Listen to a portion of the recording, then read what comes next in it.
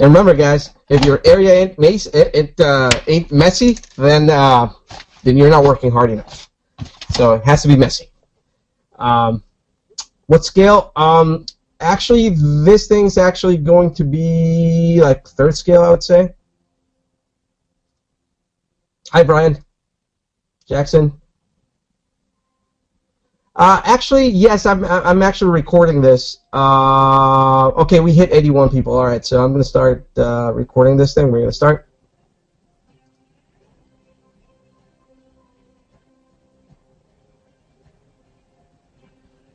My hero, I have a bunch of heroes. One of them is Michael Salde. I think that's how you spell it.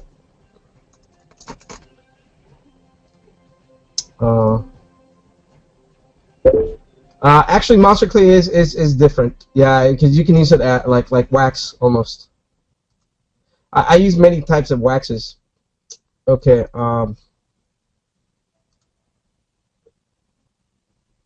No worries, Eduardo. Thank you. Okay, let's see. We're gonna start. I'm just gonna answer whatever question you might have. Yeah, it's kind of like Siobhan, only a lot creamier, and it behaves when it's cold. It behaves like wax, a little bit more like wax. You can actually use a waxer with it. Gonzalo, hey primo, what's up? Finally figured out where to type. Okay. Hi Jeremy, how are you? It's an honor having you here.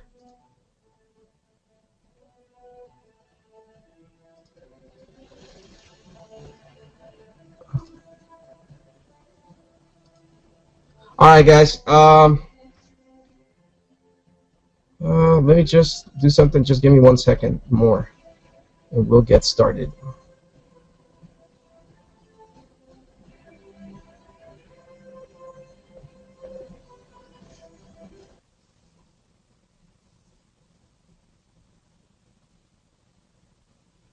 One more second.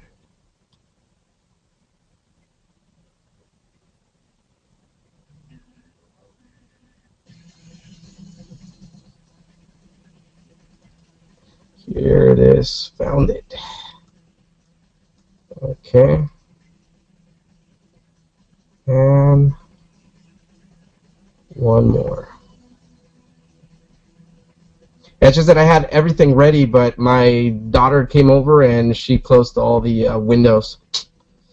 So, but I have everything ready. It's everything's set. Okay, so for some reason I could not find that picture that I needed of the shark, but it's all cool.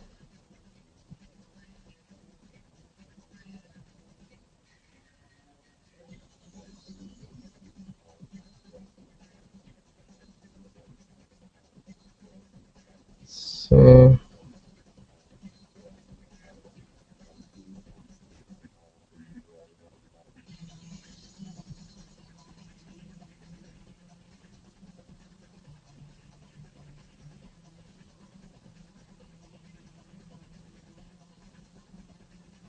that's incredible. That picture's not here anymore. Okay, well, all right.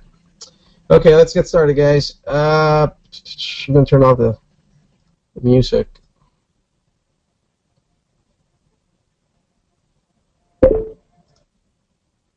Okay.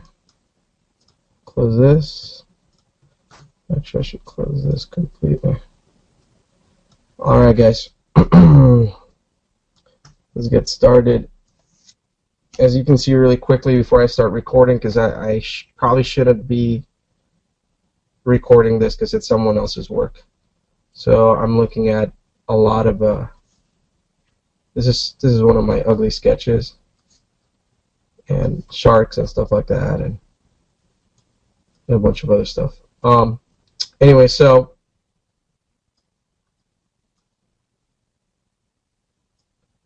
this here. Okay, let's get started, and I'm gonna bring this. Okay, so I'm just gonna show you really quickly my studio. That's some of my work right there.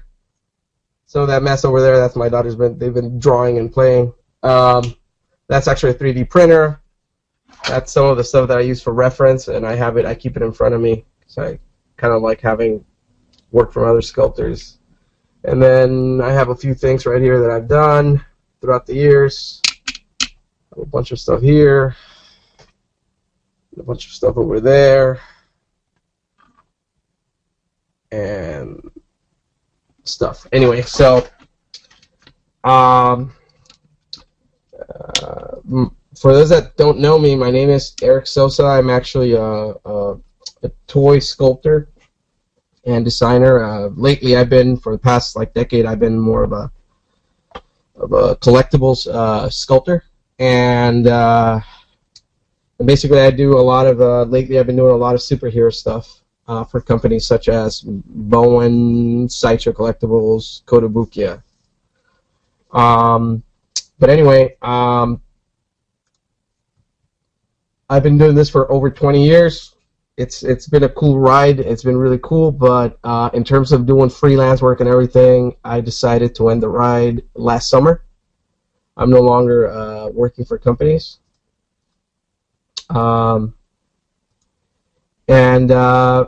just want to ask you guys if you can wait a little bit so that I can answer more questions.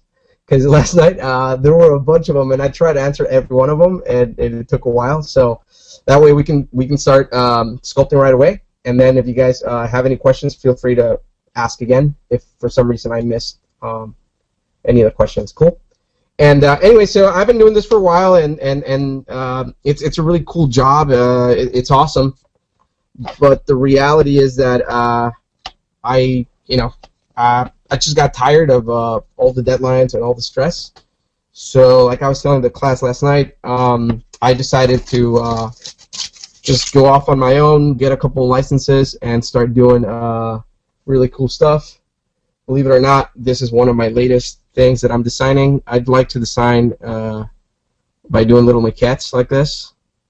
So I'm not going to tell you who this is, but if you guys are children of the 80s, you will know. But anyway, I'm not going to say anymore.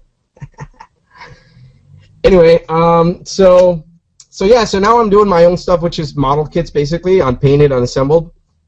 And a lot of people, keep asking me like, well, why are you doing model kits? Because I just love doing that stuff, believe it or not. And I know there's not as much money in model kits as there is in, like, say, freelancing for companies. But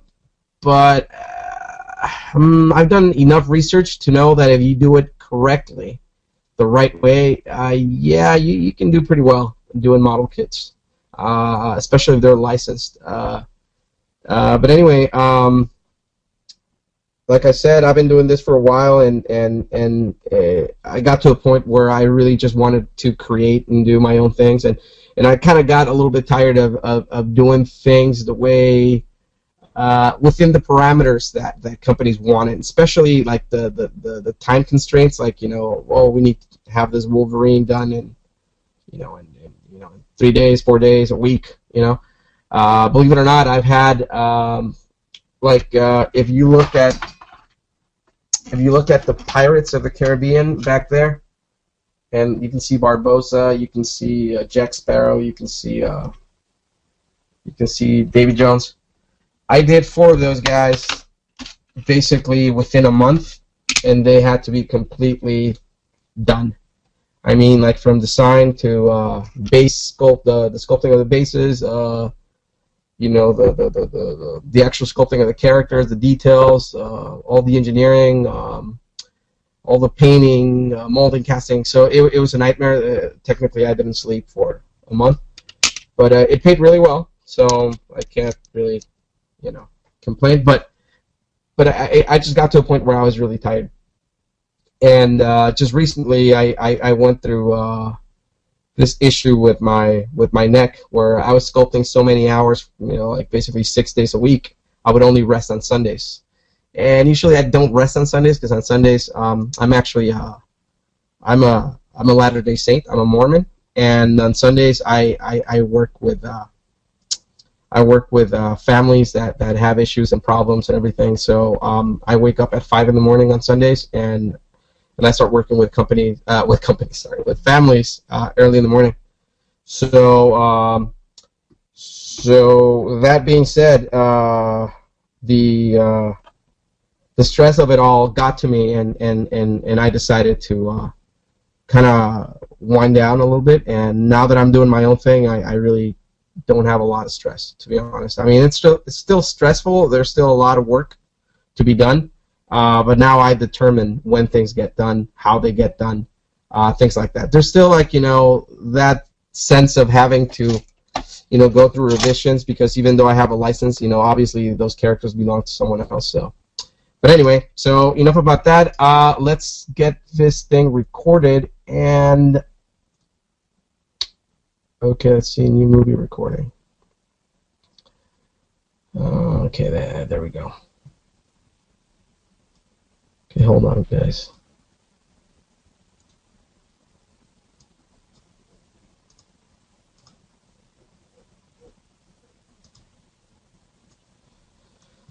Let's see.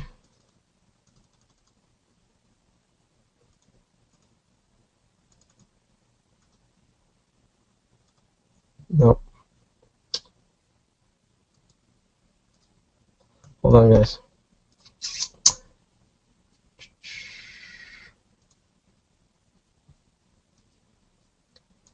Okay. It's doing it again. I just upgraded to the latest OS X from Mac, and this thing was working perfectly. But now that I guess there's an issue between GoToWebinar and this, and for some reason it's not letting me record the session. Sucks. Any of you guys able to record the session at all, by any chance? It's not letting me. For some reason, it's just not letting me. Let's see. Okay, I'm going to disconnect the camera. Maybe that'll do it. Hold on, guys. I promise to make it up to you guys. Okay. Hold on. Okay, can you guys see me? Can you hear me? Let's see. Let's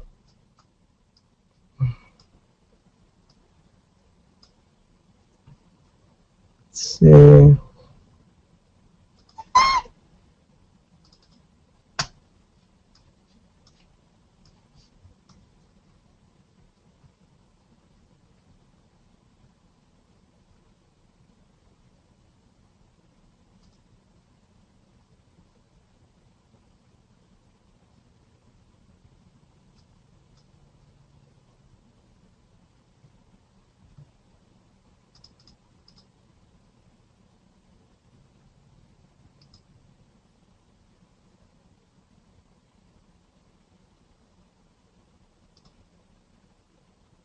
Let's see. Okay. Okay, thank you, Don. That'd be great. Can you guys hear me?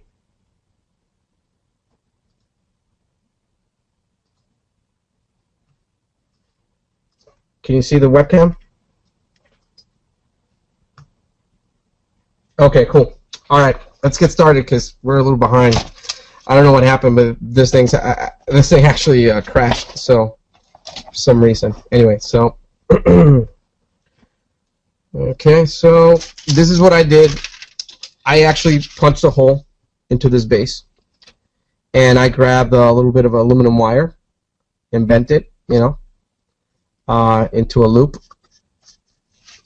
There you go. And I make my armature, especially if it's a bust, really simple.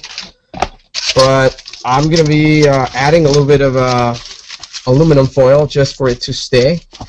Last night I did this, but I guess the wire was actually too long, and the wax was, or the clay was too soft. It started collapsing. So this time I'm going to make sure that that does not happen anymore. And let's see, start building this guy from the bottom, actually, and making sure that this is set. All right. Okay. So, all right. Let me just make sure that you guys can see this.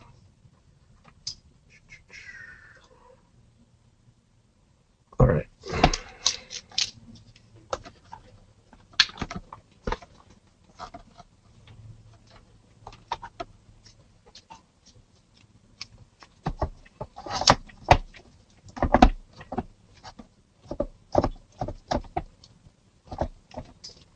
No worries, Krista. It's fine.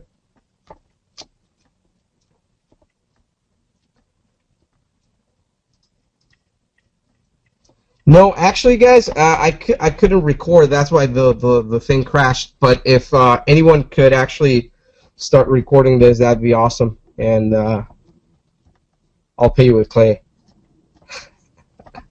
All right. Okay. So what I'm doing here is just like basically just laying on the foundation of what would be the upper torso, because remember this is going to be just a little bust. So, and then I use this turntable, and the reason why a lot of sculptors use it, I don't use it all the time, to be honest, but the reason why we use turntables is because when you're sculpting, you should be able to look at your character, your sculpt in every angle, because otherwise, like you tend to make your sculpt really flat. So you need to see how it looks from different angles. It just kind of, it's a good tip to know that you need to turn things around. So even when you're doing something in digital, you should kind of train yourself to do that. Okay, so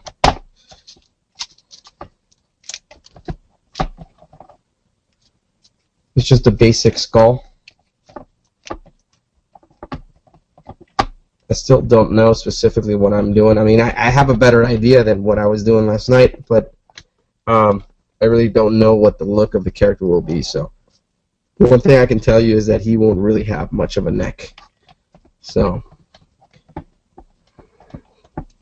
another thing that you can see me do is that I'm actually grabbing a piece of clay and I'm parting it in basically in two little balls, and I try to make these two spheres the same size. So this is basically symmetry, sculpting with symmetry, and it's really important because if you just tend to sculpt one side, you tend to have a harder time trying to match the other side. If you just focus on, say, one ear or one side of the jaw or one shoulder, it's better for you to use symmetry this way.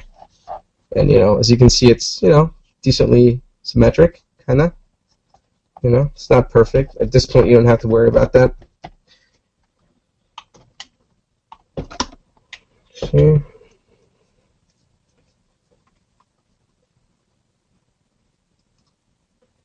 I'm not heating the clay. The clay's actually, I had already put it in the microwave oven. And Monster Clay is really cool where actually it retains the heat for a long time. There's other waxes out there that don't, but obviously there's different purposes for using those waxes. There's this person, he's a really cool guy. His name is Aaron. I forget his last name. It's a French name. And Aaron, you can go to his website. It's www.cast.com. I think that's the way you.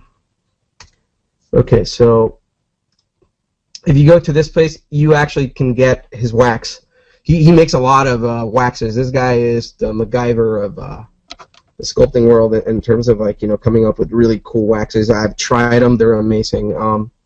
So if you want to try out his waxes, they're pretty cool. He has this one wax. I think he calls it Red Flight, and it's kind of like my tooling wax, only it works like clay too. So if you heat it up, you can actually push it with your fingers and everything, and build stuff up really, really quickly. And he has different grades, like different types of colors and everything, and so I strongly suggest that if you can go to his website, you can check out. I think he sells samples, so there's other waxes out there that I'm really not into because they cool off really fast, so it's kind of hard to clay waxes. That's what I mean. They're a combination of clay and wax, but they don't really let you do this like what I'm doing here, like building up really quickly.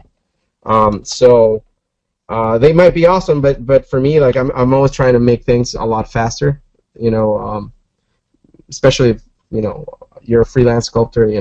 Time is of the essence. So that's a thing. But that's not to say that those other waxes are not good. It's just my opinion, like I've said before. And anyway, so here I am trying to build this guy as much as I can. Yeah, he's gonna have a fat neck, if anything. I don't know. I don't know if it's his neck. It says he's like some kind of shark-looking dude. So, and notice that I'm using like both my thumbs, so to kind of make sure like I can sense if there's anything on one side that's more bumpy than the other side, So that's what I'm trying to do. So that sense of touch is really important when you're sculpting. Okay, let's see. We're going to build up a little bit more. Looking at my sketch.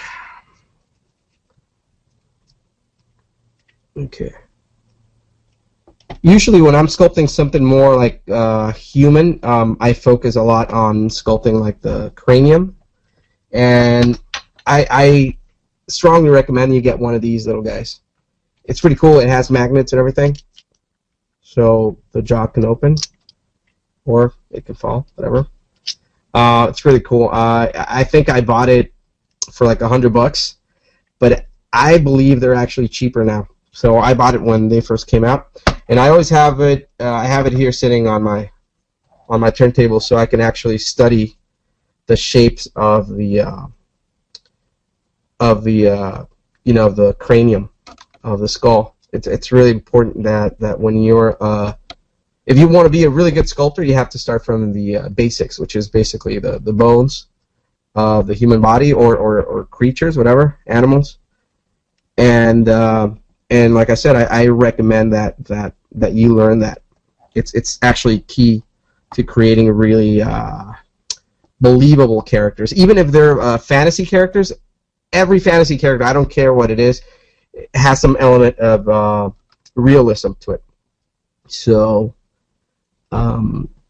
it's taken from, the author of the character, the creator, had to be inspired by something from nature, some animal, some flower, or whatever, I don't care.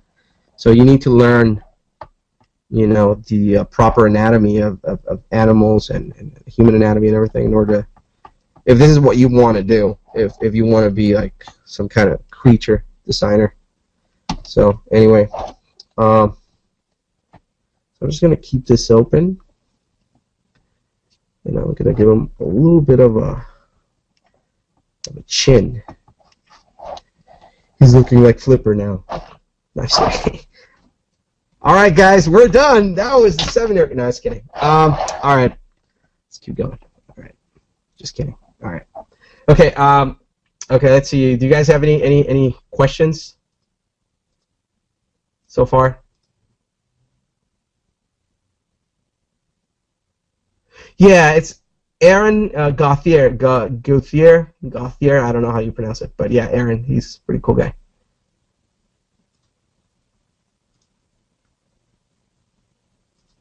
Where do you get what, David? How much will Flipper be at the end? I don't know. I'm probably just gonna melt them, to be honest. But who knows? If it comes out looking cool, I might sell it. I don't know. Turn them into a kit. Okay, so what I'm actually doing right now is trying to capture the profile of a shark. So what kind of looked like Flipper's snout or whatever were actually the shark's gums. So you're probably thinking like, oh man, that looks like a cute little critter. But no. I fooled you again, John. Alright. Okay, I'm going to push this in. I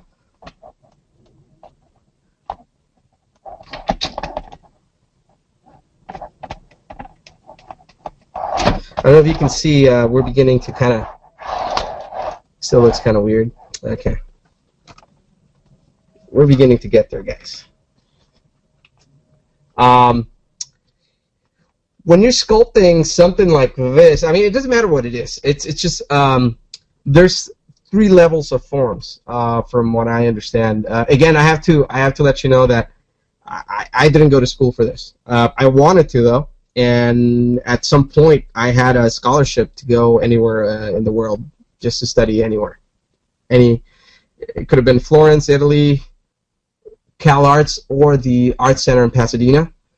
But I just didn't do it. I chose a different path, and I decided to do this community service thing for 2 years, and that was awesome, and I do not regret that. If anything, it helped me, it helped me a lot in my life, and I actually got to meet the person that introduced me to my wife, so that's awesome.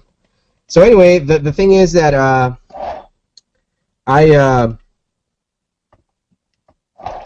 forgot what I was saying, but anyway, so I never went to school, but the truth is that if this is what you want to do for a living, to be honest, like nowadays, there's so much information out there. There's so many YouTube videos. When I started, doing this, actually the internet, the super information highway, what they used to call, was barely taking, baby steps. So there weren't as many blogs and stuff like that. I can't even remember, finding websites that would have tutorials and things like that on, like creature sculpting and things like that. But or even sculpting, whatever, superheroes or whatever, anything. And it just so happens that nowadays, we have all of these places. We have we have awesome artists that are teaching, for free. They're giving you tutorials and video tutorials, and and there's a bunch of videos that you can buy, DVDs and downloadable content, via Gnomon or whatever, be it traditional stuff or CGI, 3D, Ryan Kingsline's classes, the Visualarium, they're awesome. So there's never been, from my point of view, a better time for you to learn how to do this without having to get into debt for 80 grand. So you can go to a school where, to be honest, most of the time the teachers are amazing, but they might not be into toy sculpting. That might not be the area of expertise. So if that's what you want to do, very few schools teach that. There might be some that I'm not aware of, but I've been a teacher at some of those schools like Otis and stuff like that. Not full-time or anything, but I've taught lessons and everything, but students and faculty and everything. But the truth is that if I were to choose at this day and age, let's say if I was a young guy, and because I'm old now, I'm 37. But anyway, if I was to make that career choice, I would strongly suggest just surf the web and look for forums, online sculpting forums like the Clubhouse, Statue Forum, Shiflett Brothers Forum. There's a bunch of them out there, and I'm pretty sure that you will find what you want. I've met a lot of people that they're into sculpting and everything, but they don't have that much passion, and sometimes if you don't have that much passion for something, sometimes it translates into, well, basically, if you're not passionate about something, you're not putting that much effort into things. And I've noticed that a lot of people want every single answer for everything, or they'll tell me, oh, how do you make these wrinkles, or how do you do this, or how do you make something so cool, or how do you make a sculpt look really awesome? And they're expecting this magic formula, and I can tell you right now that there's no magic formula. It's just practice, observation, lots of observation. That's how I've learned most of the stuff that I learned through observing other people's works, like Tim Bruckner, I don't know, Andy Berholtz, Trevor Grove, Martin Canal, Pablo Villano, Jordushel, crazy Jordushel, but he's cool. He's famous too now. Paul Komoda. I had the pleasure of having Paul Komoda here when he came out from New York, and he was still not doing special effects work and things like that, and he would hang out here a lot and almost every day for a while. And man, I learned a lot just from looking at that guy, just watching him do his magic, you know. And so yeah. There's a lot to learn, and that's what's fun. It's a journey, and if you really want to do this for a living, you can do it. I can tell you that. If I can do it, trust me, anybody can do it. If I were to tell you my whole story and how I was able to get to this point, you probably would not believe it, and I wouldn't blame you. But I can tell you that if I can do it, anybody can do it. So there's really no reason for you to put yourself down and say like, no, I'm never going to do that, or there's no materials where, no art materials where I live. You know what? Do some research on the internet. You can buy stuff on the internet. Yeah, it's going to be a little bit more expensive with shipping and everything, but listen, if you really want to do this, you're going to pay the price. And that's basically up to you. Nobody can push you into becoming a great artist. That's just my point of view, and that's my rant. So, any questions? Oh, the skull. I bought that at Freedom of Teach. freedomofteach.com. It's actually the same, done by the same people that did this thing right here. I haven't been able to watch it, but I'm always buying videos. It's right here. And the teacher's Andrew Cars or something like that. Cars. And he's amazing. That guy's a master. So anyway, so you can see this guy is taking shape. Okay.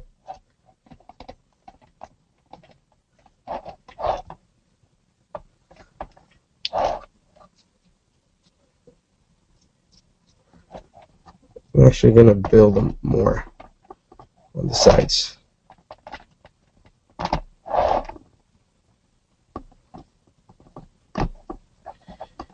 He's like a big guy.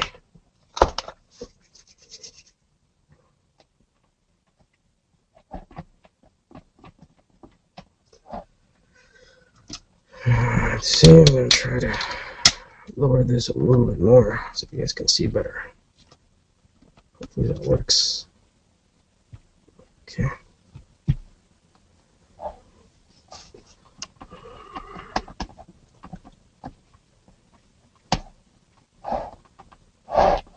Okay. So now this is like, I'm getting to the point, this is still all primary forms, primary shapes. And it's just getting to the point where I'm probably going to start with the secondary forms. Just making sure that there's more of a, since this guy's kind of like some kind of cross between a human and we need more material on the back. I'm just going to heat this up a little bit more, guys.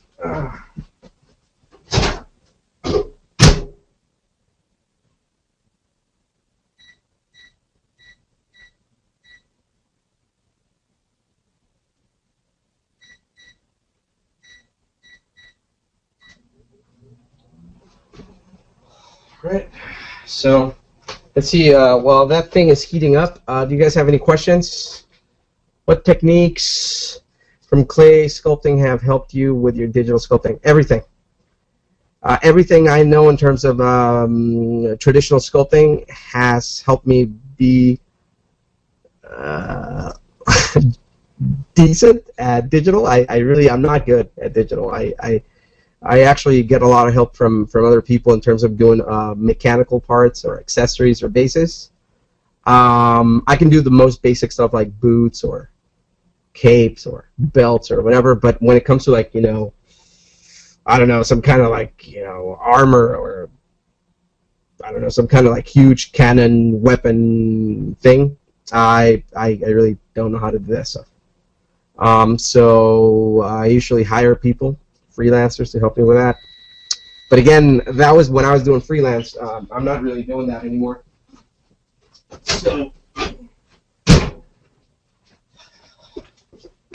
So I still work with other people now that I'm doing my own thing and everything. But everything that you see in terms of the character itself, most of it's actually done by me. So I really don't hire people to do the sculpting or modeling of the human characters, unless it's a project where I just don't have a lot of time and I need help. I'll do that. But yeah.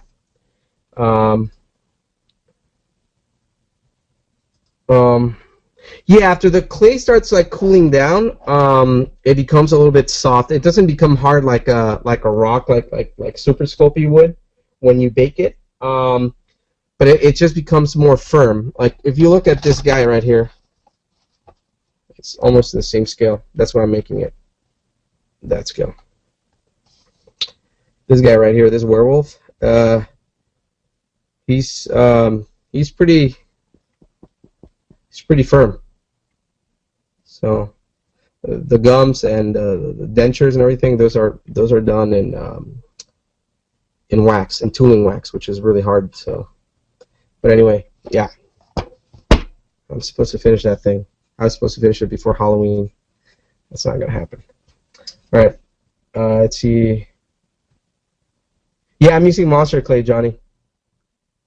Kathleen is cool, to be honest, and I know what it is that you're doing. You do a lot of 6-scale portraits. This is, again, my personal opinion. I would not use Kathleen for 6-scale portraits, because if you're trying to achieve that level of quality that Hot Toys is known for, and I've seen your stuff, which is really cool. You know that I like your stuff. To me, tooling wax is the best way to go. If you look at this guy, I think I showed this last night too. Let's see. Show it. Come on. Focus. If you look at this guy, he's just tiny, but he has a bunch of detail. Alright? So, and then there's this guy, Merle. He's probably one of the most detailed pieces I've ever sculpted in wax. And he's got like hundreds of pores, believe it or not. It took me a couple of days to do all the texture. And you can't really appreciate it because of the quality of this thing, but he has hundreds and hundreds of pores. So anyway, even the little pores, the stretched out pores on the forehead, they're all there. So that you cannot do with Kathleen. You cannot achieve that level. So if that's what you want to do, by all means, I recommend that you use tooling wax. But if you just want to, like do like stuff like hair and stuff like that, yeah, I'd probably use Kathleen. But even this thing, which is really rough, it wasn't really finished or anything. Was done in tooling wax, and trust me, it looks pretty cool in person. Right there, because of the lighting and everything, it looks kind of yeah. But details are really cool, the textures and everything. So, yeah, I do recommend that stuff a lot. So, and like I said, go to that place, improbablecast.com, and that guy has tooling waxes. Aaron has tooling waxes, and I promise you, you won't be disappointed. Let's see who else is here. Okay. Shelly, what is the density weight of the clay like? Is it fairly light? Yeah, it's fairly light. It's not super dense or anything. It's not super heavy at all. It's super light. I mean, pretty light. Not as light as Kathleen, I think, but it's pretty cool. Let's see. At some point, the clay gets cool and stops being malleable, right? You reheat it or continue working on it. At room temperature, if the room temperature is like, I don't know, 73 degrees or something like that, yeah, you can still push it around. But it does get to a point where it gets a little bit firm and it kind of hurts to push it, So I recommend, just getting a blow dryer and hitting the piece, and yeah, you can move it around. Let's see, who else is here? Yeah. Oh yeah. There's 3 levels of forms. Like there's like the primary, secondary, and tertiary. Yeah, tertiary. Yeah. That. So there's 3 levels. So basically, there's like the basic shape of, say, the skull-like shape. Then there's like what you would call the fat and the muscles and everything. And then there's like the final details, like more detailed areas that you can add on a portrait or something. And the most important part, like textures and pores and all that, that's really not that important. What really matters is that you can actually, how can I say, that you actually create something that's so convincing that even if it's not like really close to you, you can see it from far away, say like five feet away, and go like, man, what is that? That's awesome. That has nothing to do with the textures and details and pores and everything. It has to do with your primary and secondary forms. Let's see, Aaron. Oh wait, Aaron is here. Oh guys, Aaron is here. Hold on. Man, I'm sorry. I didn't know you were here, man. Aaron is here, so if you guys have any questions, you can ask him. Oh, wow, that's really cool. Thank you, man.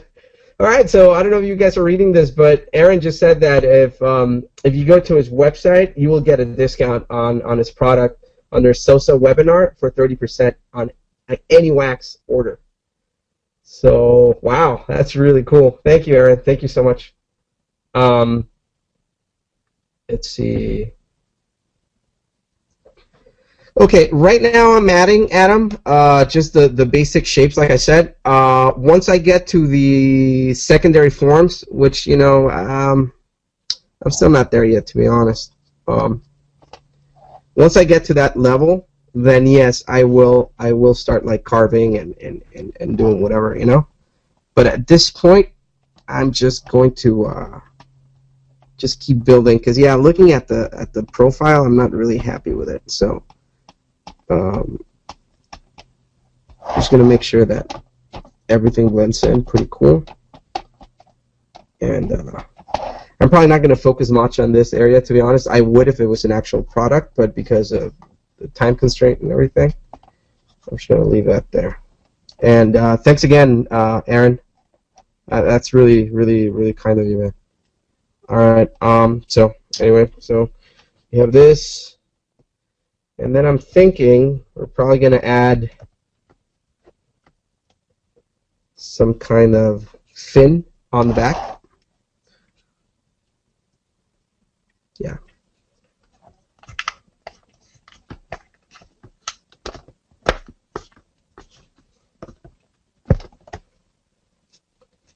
Let's see who else has questions. Berserk Eva.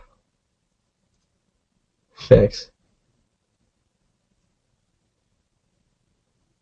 Oh yeah, definitely. I mean, this is the box of monster clay. I don't know if you can see it. So it's pretty huge, and this is almost gone. But that's because I sculpted that bust of the werewolf. So yeah, this thing, yeah, you can probably come up with two busts of this same scale, and yeah, and make it happen. So you should be fine. But again, this guy's a little bit bigger, so. Have you tried Adam Bean CX5 already? Oh yeah, actually someone asked me this last night. I have. I was actually one of the first ones to try it out. It's actually pretty cool wax. In that sense, to me, it's better than Castelline. But again, everybody has, my opinion doesn't really matter. That's just my own taste. My personal opinion is that it cools off really fast. But it is a great wax. So if what might not work for me because I'm, whatever, I just don't have a lot of patience or whatever, might work for you. So I suggest that you try it out. Just check it out, and I don't know that he sells samples. I can't remember, but I do recommend that you try it out. Again, I strongly recommend that if you like something that's more clay-like, but at the same time behaves like wax, I recommend that you get Aaron's Red Flight Wax. I've tried it personally, and I love it. I just haven't had the time to do much stuff in it, and I only got some samples from him, so I didn't, and I gave away most of it, to be honest, to friends that would ask me, oh man, do you have anything that behaves like clay and wax? And I gave most of it away. So if I find something that helps someone, I always try to share just share it. It's pretty cool. When I started, I didn't really have a lot of people help me out. I didn't know much about the industry and things like that, so I kind of like always longed for that person that could take me under their wing or whatever and help me out. But I did have a few people, but it wasn't like something that that was a constant thing. People get busy, and people that are really prominent in the industry, well, you really don't get to see them all the time and whatever. So, so that's why whenever you guys email me or send me a message or something, I try to answer as fast as possible. And I'm not doing this just so you guys go like, oh, Erick is such a nice guy. No. It's just that I know how it is to be on that end where you have questions, and sometimes you need an answer, and sometimes you just don't get that answer and on your own, and it's kind of cool to have someone that's kind of been around, kind of make it easier for you.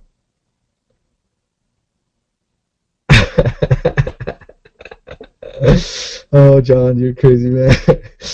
Do you think drawing is an important part of sculpting? That's probably one of the best questions someone's ever made me. I was showing this last night, really quick. Okay, somebody stole that book. Where is it? I have this book. It's called Sculpting, the Human Form, and I think one of my kids grabbed it. It's only like $10. You can find it on Amazon, and basically that book teaches you that if you want to be a sculptor, you need to draw even more than those guys that do comic books or illustration or whatever.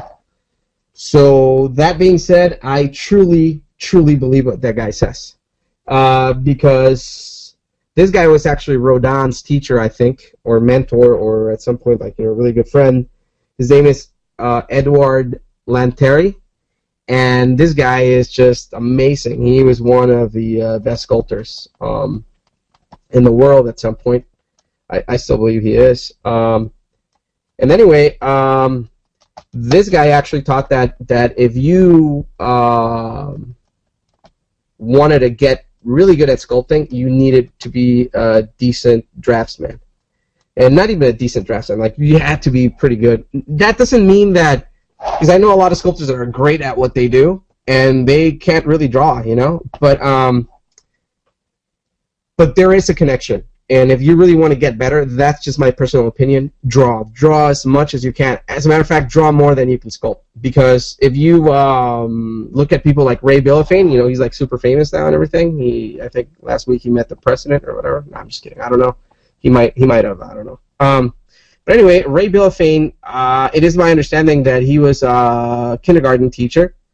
And back in the day when, we used to talk to each other a lot and everything, when, he wasn't that famous, he told me that he used to draw a lot. He went to art school and everything, and he was great at drawing. And when he started trying sculpting, he was just really good at it. I mean, his first piece, I think, done in Castelline, got picked up by Bowen Designs. I think it was a little bit too big, so they asked him to make a smaller version of it or something. But I mean, it was that impressive. So yes, there is a connection. And yes, if you practice drawing, I believe you will get a lot better. If you learn how the human body behaves in 2D, and you can actually translate that into a piece of paper, I believe that most definitely you can actually achieve that in clay as well, and you'll be surprised. Gonzalo is asking, when sculpting, what do you use as reference? Magazine, website? Yeah. In terms of reference, like right now, I just opened up a few pictures of stuff that I like, but I'm kind of more going with my gut, you know, in terms of making this character. But the reality is that reference is like key to anything. And like I said, we live in this age where you know all that information is at your fingertips, and I can't tell you like, oh, there's this specific website where you can find sharks or shark reference or this or that. Honestly, just look it up on Google, Instagram. There's a bunch of stuff out there, and that's what I do. What I do is that I don't just like open it up and check it out on my browser. I actually download that stuff, and I have folders and folders and folders and folders and folders. So much so that my computer got to a point where it was like completely cluttered with images of creatures. Yes, a lot of naked people. I'm sorry, but that's the truth. A lot of anatomy images, and I have one folder specifically for human anatomy. And the truth is that I actually have access to a bunch of that anatomy in terms of the images, I mean. So I can actually send you guys like links so you guys can download like tons and tons of images, and you don't have to pay for them because I already did. So you guys can have them. It's cool. All right. So let me see, what else am I going to do with this guy? I'm probably going to add. Yeah. Okay. So this is what I'm doing now. I'm actually going to define the human portion of it a little bit more. Let me see if you guys can see this. All right. So I'm going to start adding the cheekbone. Just define it a little bit more. That's really, really important when you're sculpting a face. So it doesn't have to be perfect, you know, because there could be variations, because, you know, this guy's not human. He is an animal. So you can actually play with it. But if you kind of have a hint of a human skull there, I promise you, you can see the difference, like right there. Yeah, it looks all right, and you can see that, and it starts creating this sense of realism. Even though it's pretty abstract at this point, it's really rough. But it's really important that you remember that. Knowing the bone structure is really cool. And I have to be honest, I really don't know the anatomy by heart or anything. I use a lot of these books. These are my main books right now that I've been using like a lot. This book right here, Strength Training Anatomy. This thing is amazing. I think I paid $10 for it or something on Amazon. I bought it used, and you know, it came like it was brand new. So, and the guy's actually a trainer, and we just push this back. But he's also an illustrator, so he drew all these things. And it's just amazing how he breaks down every single muscle group and everything. So it's really easy for you to understand. And as you can see, it has a bunch of wax debris in there, because I'm always using it all the time. That means I'm not as lazy as John thinks. No, I'm just kidding. All right, and anyway, so here's this other one, this other version. It's the female anatomy version. It's amazing. Again, I recommend you guys get it if possible. And it's just really cool, really cool. So let me see. Oh yeah, and here's my Bible. This is the one I was talking about. I've had it for a long time. I can't remember how long. But if you look at the work of this guy, that's what he looked like. Good looking guy, huh? Alright, so see, he starts with the basics. All right. Then he moves on to, you know, secondary forms and everything. Well, that's primary. That's secondary. And that's done. No textures or anything, but. And then he shows you how to do armatures. He shows you the common mistakes that, you know, new sculptors make. And then in the end, he shows you, look at this thing. This looks real. That looks like a picture of some real guy. That's how good this guy is. But he knows where everything goes. So I strongly suggest that you get it. It's published by Dover. There you go. Come on, focus. Okay, and it's actually I think you can get it for $10 or so. There you go. See, brand new, like $10.95. Just go to Amazon and get it. It's gonna save your life. It's amazing. So anyway, okay, so we have this guy.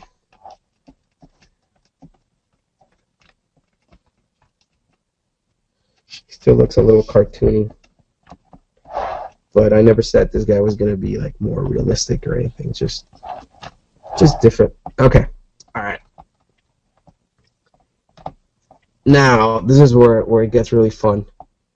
I'm beginning to play with the clay, just seeing how far I can take it. Since you know, sharks have like huge mouths. I'm going to play with that a little bit, see what I can do. All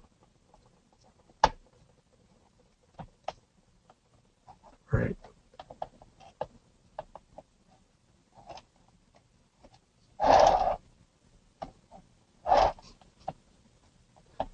All right, cool. All right. Now, if you look at it, it just looks like, you know, like he's just looking straight at you and everything. You can always, like, you know, if this guy had a neck, you can always choose to, like, kind of, like, move him around, you know, slightly to the left, maybe, to the right, sorry. Maybe move this, push it to the side. So he's not just, like, looking at you like that. And the cool thing is that since the clay at the core is pretty warm still, I can move it around. But anyway, so now let's see. Any more questions?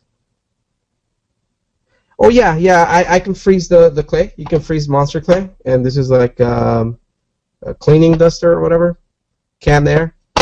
I use for, you know, cleaning up your work area or your you know, your keyboard. You can see mine is pretty dirty. All right, but if you turn it upside down, you can actually hit areas and just freeze areas right there. That area right there is really really hard now, and I can add textures and details and whatever. So yeah, it's really cool. Using this is like a pretty cool tip. Let's see. Capes are hard. Alex is asking if in practical sculpting, they're hard for me right now, man. I'm working on a cape right now for this Batman. I hate doing capes, but you have to. Yes, one tip that I could give you is like just use mesh. You can buy it at any craft store, and mesh. Let me see if I can find a little bit. Yeah, let's see. Mesh here. Yeah, right here. Okay, so I think this is aluminum mesh, and as you can see, it's pretty malleable. You can move it around. You can cut it easily as if you were cutting paper or whatever. And this is what I use for capes. It's a lifesaver. So that's what I would use if I were doing a cape.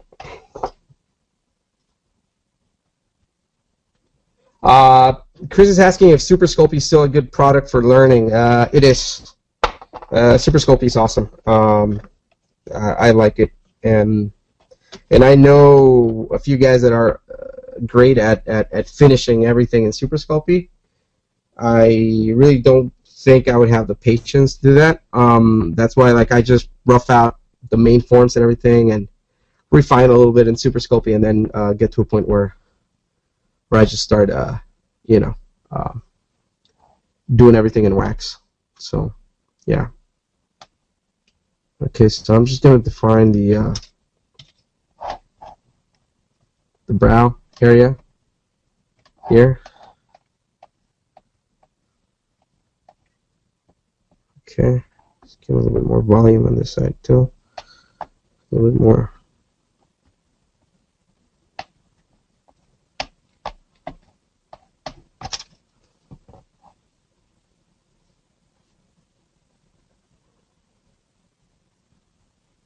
Let's see, I'm going to start adding this.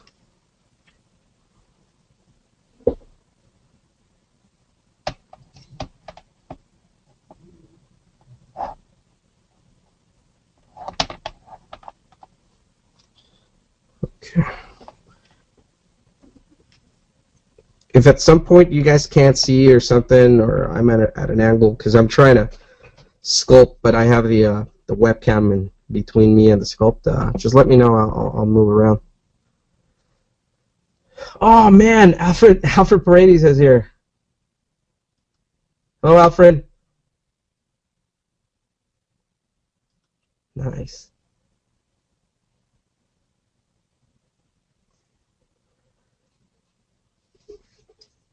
Let's see.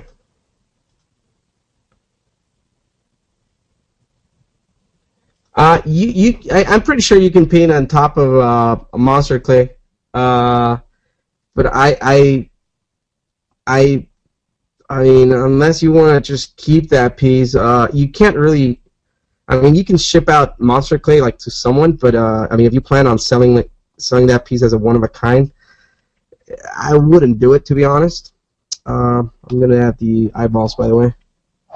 I wouldn't do it, only because. Oh, hold on. I'm just gonna poke this a little bit. I'm gonna use this tool to kind of poke the.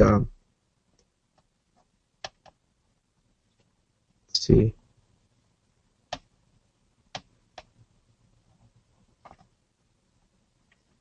The area where the eyeball will go in, the little socket. So, and then I'm doing this, two of them at the same time. All right. You know what? One of them is a lot smaller than the other. Okay, I'm gonna blend this. Then I do this, and then I try to cut it so they're both the same mass or close to each other in terms of mass. But again, that's just too big, so I'm gonna make them smaller. Okay, let's see. Okay, that should work.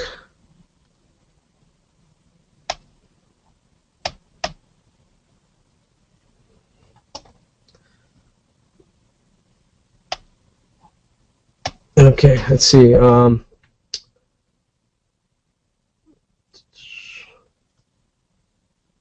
How did I get my first pay job?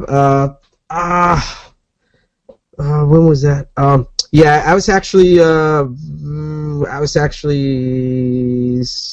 still in high school, I think.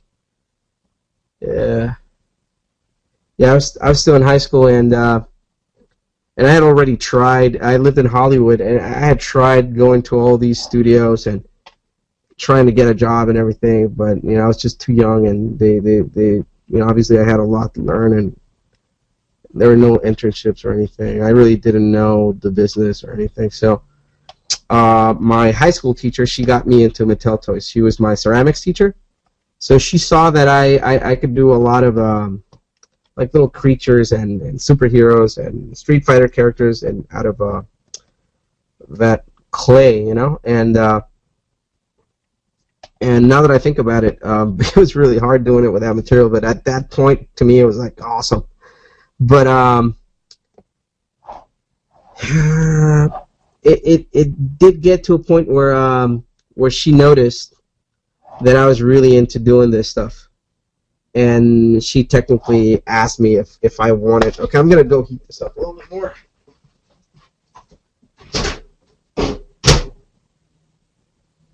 See.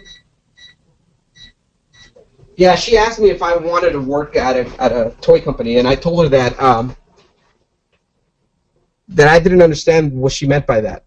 She was basically telling me that I could get paid for doing what I did, and I honestly, I guess I had already tried, and because I have this thing where when I want something, I do my best to get to reach that goal or whatever, and I had tried my best, and nothing ever came of it, and when she said that, I just thought that she was pulling my leg, and she took some pictures of my work and sent this really nice letter to Mattel Toys. And next thing you know, I'm having an interview at Mattel Toys with her. And it was really cool. It was overwhelming because I saw all the work that these amazing people were doing, master sculptors from all over the world, England, China, London, you name it. And honestly, I felt so tiny and small when I saw that. The stuff that these people were doing, I just felt embarrassed to actually show my work. So embarrassed, and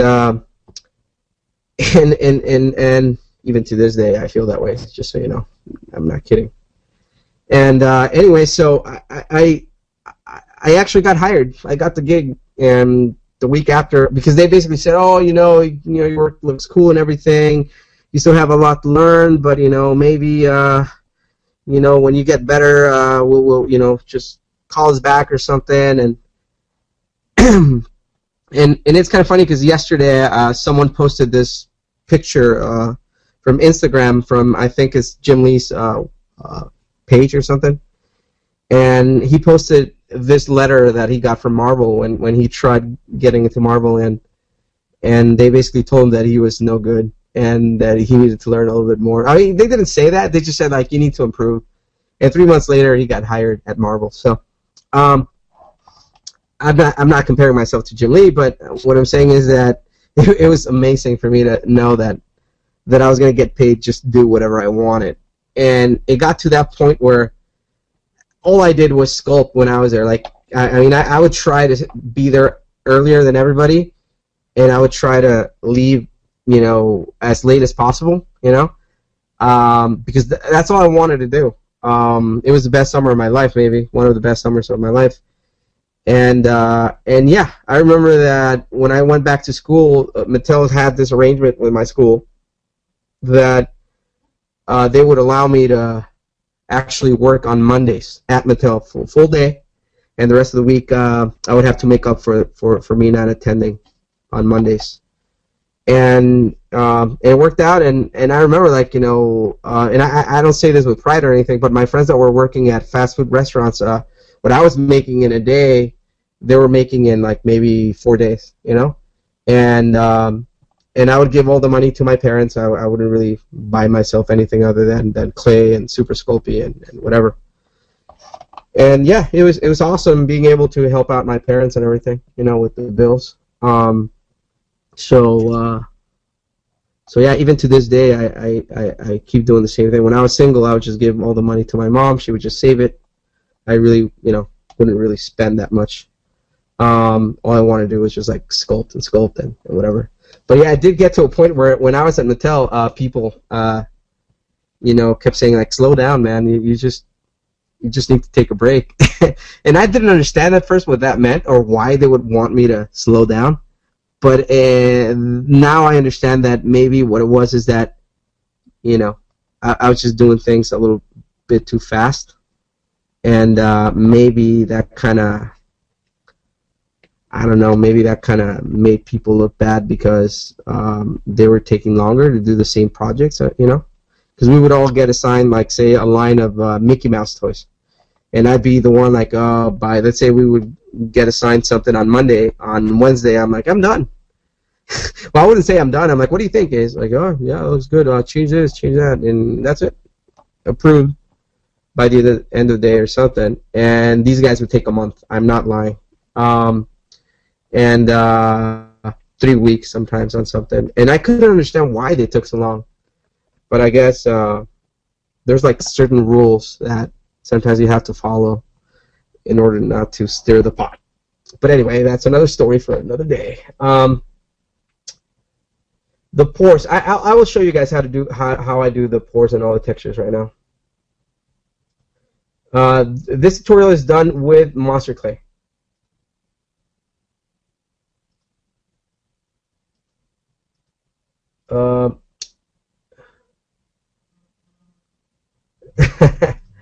I know. I mean, Aaron is the one that's making that happen. So thanks, Aaron.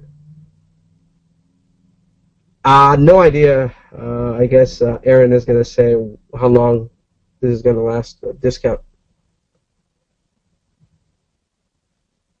The wax I recommend for doing high detail 6-scale portraits is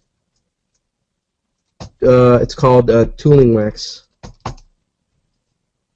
There you go.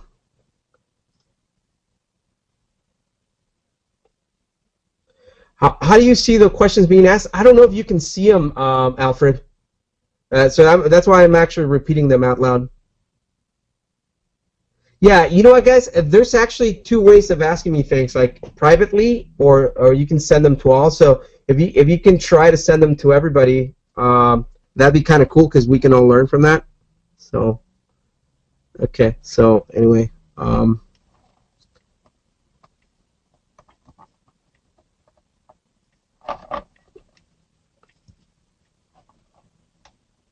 again, as you can see, if I build in one area, I do the same on the other side. So it's kind of fairly symmetrical. Anyway. So now I'm actually going to be adding the gums here.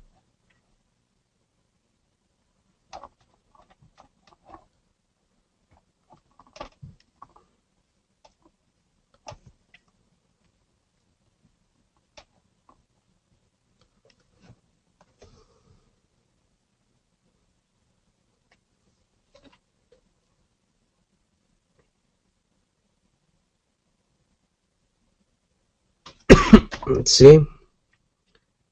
I'm adding more gums, just making them a little bit more prominent. And again, guys, this is something that you know. Yeah, I know, guys, that within like 3 hours they can come up with something, you know, completely amazing.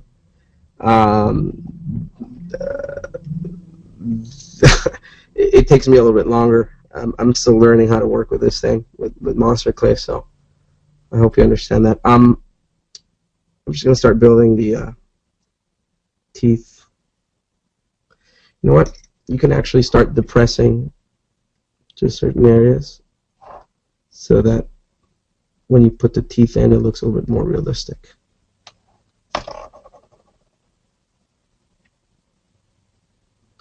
And I don't like making teeth like all the same. You know, that's another thing that I see a lot is that it's really cool to have some kind of denture sitting in front of you or something. Because teeth, I come from a family, most of them are dental technicians, and teeth, they have their anatomy. Each tooth has a different anatomy. So I recommend you study that, because when you do that, it kind of helps a lot. People appreciate that. Those little nuances are really cool if you pay attention. As you can see now that I'm beginning to add like teeth, he's beginning to look more attractive in a twisted, creaturey way. Okay.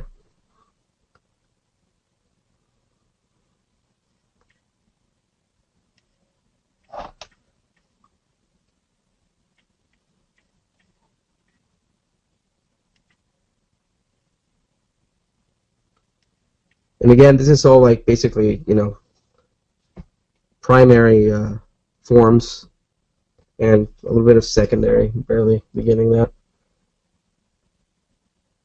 Oh, why didn't I just start bulking up with foil? There's no need.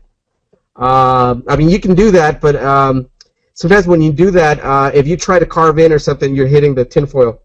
So, because this is just a demo, I really didn't want to go through that. So, unless obviously, you know, you how can I say,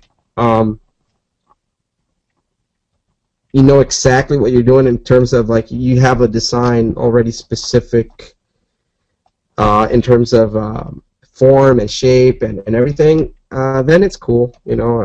Yeah, by all means, don't waste material. Use tinfoil. But I would have done that had I been working with Super Sculpting, because if you build up with very little, say, tinfoil, and it's a big character, Sculpting tends to like crack open because it might not really bake really well from within because it's so thick. So fresh Sculpey from within, from the core, actually kind of expands or something, and it cracks the outside of the sculpt. Unless you bake it at a really low temperature, but I'd rather not do that. But anyway, so now I'm actually going to be giving this guy like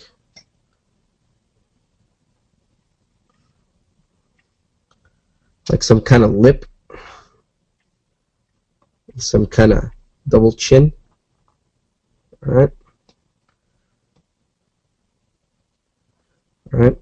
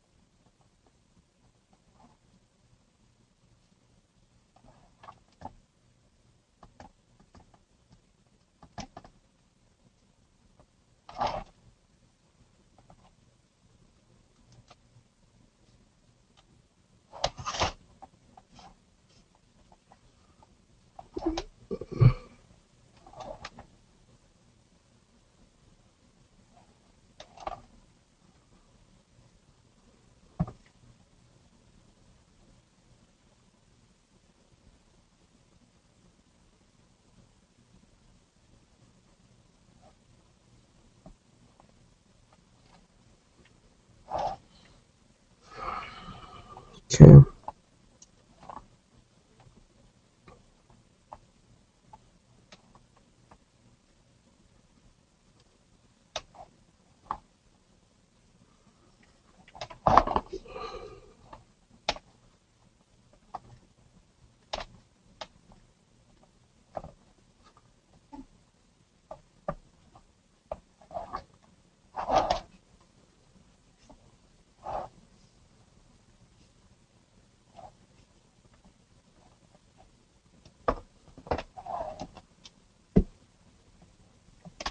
If you can see, a lot of the buildup happens with I build with a lot of little worms, of clay. That's kind of cool because then eventually, when you get to a point where you start blending in, which I haven't really done, other than with my fingers, with the tools, you can kind of use some of those happy accidents that you created by building like that with the little worms. So it's really cool. All right. So, okay. Let's see. Any more questions? Cool. Have I used Y2 clay, Alfred? No, actually, I never have. I'd love to. How did I start doing freelance? Oh yeah, that's a good question. So I started doing professional sculpting at Mattel, and then other companies. There was this one incident with one company that a lot of you guys know. I'm not going to say any names. But technically, I just got accused of doing something I never did. Because I was a young guy and I was a religious person. I think I got taken advantage of. So I don't think. I know. I know what happened. So, what happened was that I got really scared of working for companies, extremely afraid of that, because the ordeal that they put me through, even though nothing happened to me, everything was fine in the end. It was a really scary thing to go through, and that's why when sculptors are handed NDAs or non-disclosure agreements, that's another thing. That's something we can touch upon on another class, but. When you do work for companies, a lot of this stuff is copywritten. You know, if you're, be it Star Wars or which in this case it had something to do with that. But anyway, or DC Comics or Marvel or whatever. As a sculptor, I know, you know, a part of you, you know, might go like, oh man, I'm working on this really cool, you know, I don't know, secret film project, and, you know, I'm not supposed to say anything, but I'm just gonna leak it on this place. You know, nobody will know it's me. Don't do that, because basically these companies are allowing you to have access to stuff that's copywritten. That's their baby. You can't legally. It's a federal crime to actually show anything on forums or on Facebook or anything that you're not allowed to. That's actually the reason why here on my desk there's nothing that you can see that I've actually. I mean, I kind of mentioned that I'm working on a Batman, but you guys have no idea what it is, and you won't maybe for another 2-3 months. But you need to respect that. You need to abide by those rules, and I really don't care if it's the coolest gig in the world. You can't show it to anybody, because if you do, you could get in trouble. So anyway, someone within this company actually did. The purpose of it was more to hurt the company than anything. They were asking for a raise, they wouldn't get it. So they had access to reference, so they posted it online. And it did create a problem for the company. And basically they just used me to kind of show to this other company that, you know, they had taken care of the problem by letting go of the person. But the reality was that I had never even worked on that property at all. I was working on Harry Potter and Lord of the Rings or whatever, something else. And yeah, so when I was told that, you know, oh yeah, we found out that you posted stuff on whatever, I started laughing, and I thought it was a joke. And then when they said, yeah, you know, whatever, it really freaked me out. So long story short, I decided to do freelance, and it was really hard. I started selling my stuff, one-of-a-kind stuff, on eBay. Not a lot of people would care for it. I started doing things like fairies and stuff like that. I'm pretty sure a lot of you guys didn't know that. But it got to a point where I was hired by another company to do a Marvel character, Psylocke. But this company, for some reason or another, they killed the project. So I had this one-of-a-kind piece that basically no one paid me for. And I had put in, like, you know, months and months of work. So what I decided to do was, like, I found out that I could sell it as a one-of-a-kind, so that's what I did. I posted it on eBay, sold it as a one-of-a-kind. The person that actually got it told me that I could, you know, show it to Bowen Designs and see if I could probably get work with him. And that was that. I did that, and next thing you know, I'm at the Bowen Designs forum. I posted images of my work. Next day, the forum is gone. Something happened. There was some issue between the company and some crazy people, and they decided to remove the forum. But that was on a Friday when I posted my images. On Saturday, I think the forum was gone. On Monday, I get a call from Randy Bowen, and that changed everything. From that point on, I started doing freelance work, and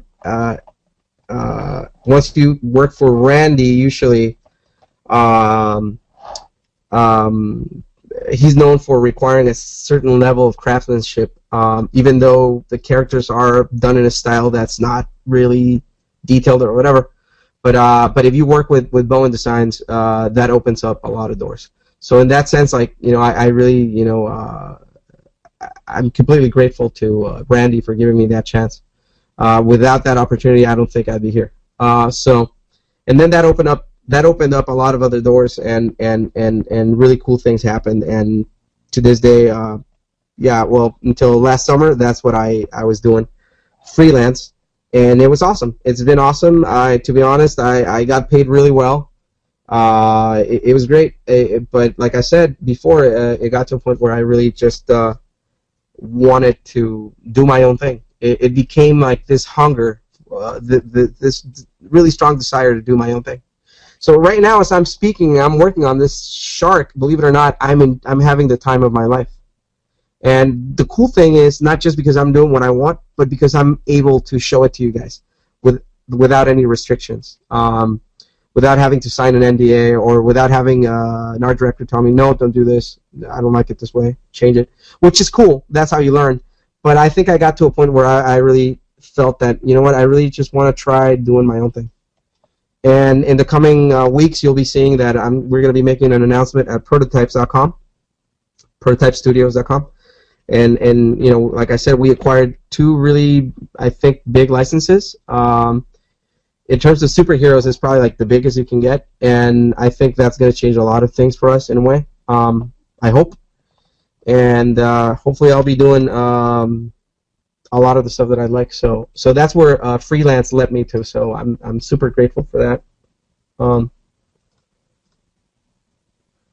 Okay, what did I put in the shark head? Oil? No oil, no.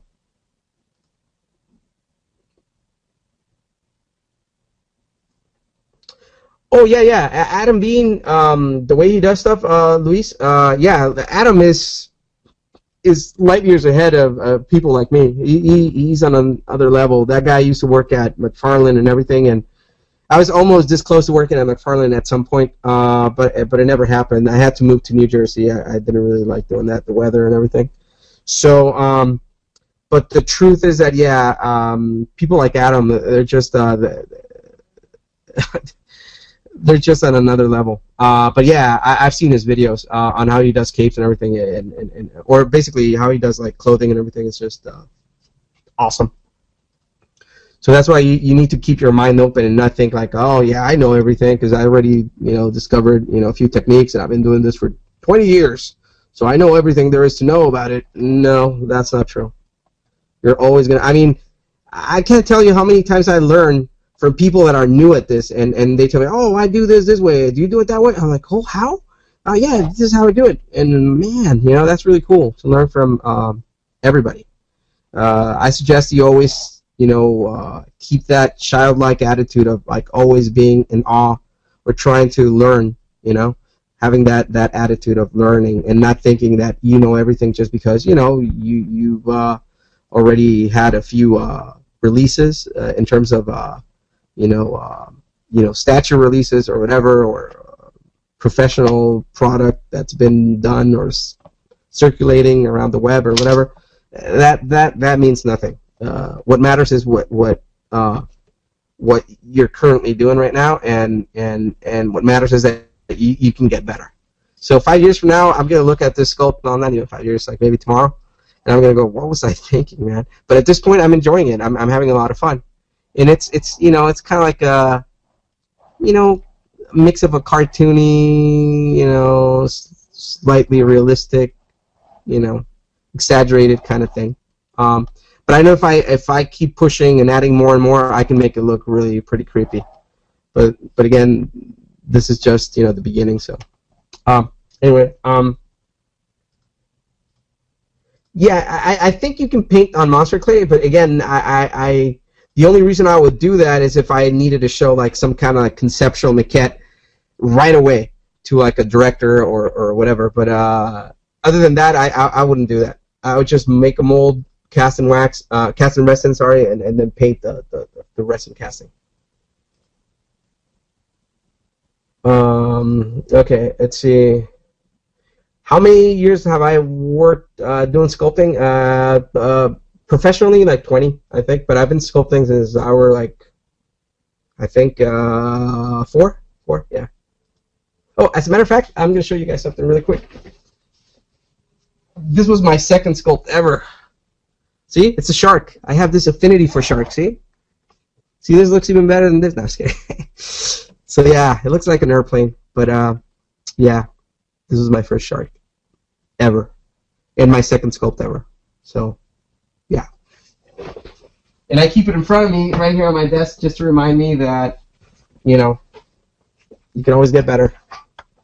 And this was. I'm so embarrassed to show this. I did this like a while back, but at the point when I did this, I honestly thought this was decent. I was like, ah, man, that's looking all right. No, this is wrong, you know. But it's cool. I was trying, so I don't want to make anyone feel bad, but it's cool to keep these things and kind of remind you, like, hey, man, you know, you can get better, you know, or I've been getting better. There's nothing wrong with knowing that you're getting better, but I think there's nothing cool about thinking that you're the best or that you are really, really, you're really an artist that doesn't need to improve. I think that's just wrong. So, anyway, no worries, Adib. Thank you guys for being here. Okay. Where are my modeling tools? They're right here, and you're gonna start seeing me do that. Just use them. So, at this point, I'm thinking I'm just going to add just a couple of right here, maybe just a couple of folds, you know.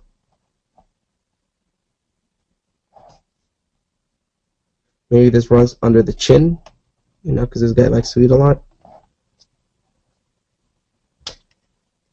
And on this side is cool.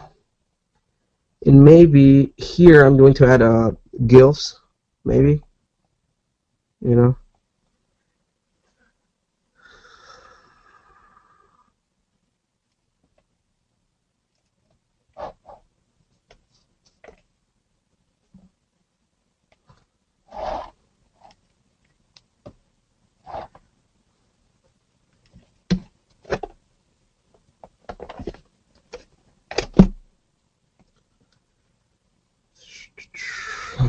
Really quick.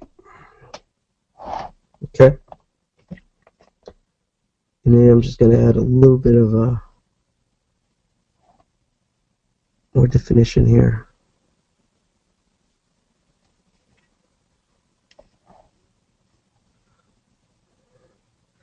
Another thing that's really important for me, like a tool when I'm sculpting a face or whatever, it's like have a mirror in front of you. That is really important.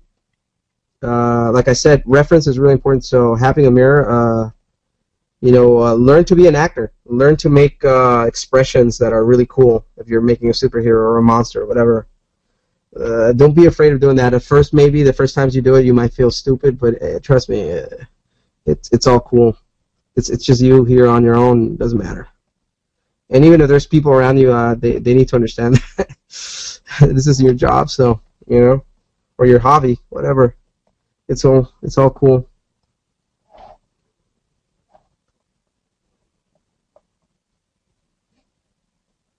My wife already, she's so used to seeing me, like, posing and doing things when I'm sculpting my stuff or making faces and everything. She knows. She's like, "Oh, what are you going for now?" Wolverine.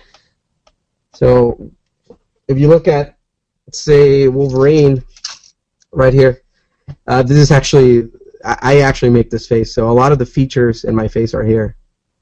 Obviously this guy's better looking than I am, but anyway, so that helps a lot. Okay, so all right, so now I'm gonna get in. I'm gonna start blending stuff. Usually, what I do to blend, I just use the round side of the this Kemper tool. It's a wooden tool. All right, and then basically, as I'm actually blending forms in and everything, I'm actually sculpting kind of at the same time, just blending things in, making sure that there's no crevices. If there are, like, just trying to make it a little bit more subtle. At this point, it doesn't really matter. You don't have to worry about polishing. That's another thing that I see. A lot of sculptors spend a lot of time polishing stuff. You don't need to worry so much about polishing. Just just worry about adding the forms. Polishing is something that comes at the almost the end of things. So you don't have to worry so much about like, oh, this needs to be shiny, this needs to be smooth. Don't worry about it. Just add your forms, and then eventually you get to that point where you where you blend things in and make things like smooth and clean. That basically prepares everything for you to add your wrinkles or whatever. So this is basically the equivalent of the 3D version of smoothing, or using the smoothing tool or the smoothing brush, the smooth brush. And this is not it. I'm just making this, just blending like big old gaps. But what I'll do is that after I'm done doing this, I will actually start using my rake tool in order to get rid of all of this texture and all the bumpiness. So again, I'm not really worried about this part because just for me to show you kind of like a 3/4 view of the character, maybe profile a little bit, but don't worry about the back. That's just not important at this point. If we had more time, obviously, yeah, then I would develop the whole thing, probably add more shoulders, add a little bit of a pecs or something, just to make them more interesting. But as this is just a little demo and more of a Q&A, so I'm not taking that approach today. Anyway.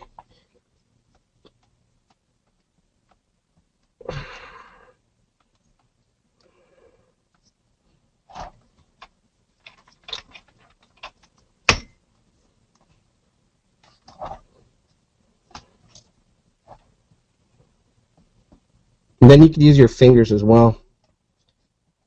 But again, don't spend so much time like just making it perfectly smooth. I'm just using my fingers to, rather than just smooth things out, just to kind of conform the shapes to specific symmetry on each side. That's all. Just making sure that things are more symmetrical on each side. That's it. I'm not trying to smooth things out or make things perfect and whatever. It's just making sure that things look cool. Okay, since the clay's getting a little bit hard, not really hard, but just slightly, it takes a little bit more. If this were Sculpty or something else, it would be a lot easier to make sure the shapes are perfect. Let's see. Okay, so. And then we have this right here. Need to blend that.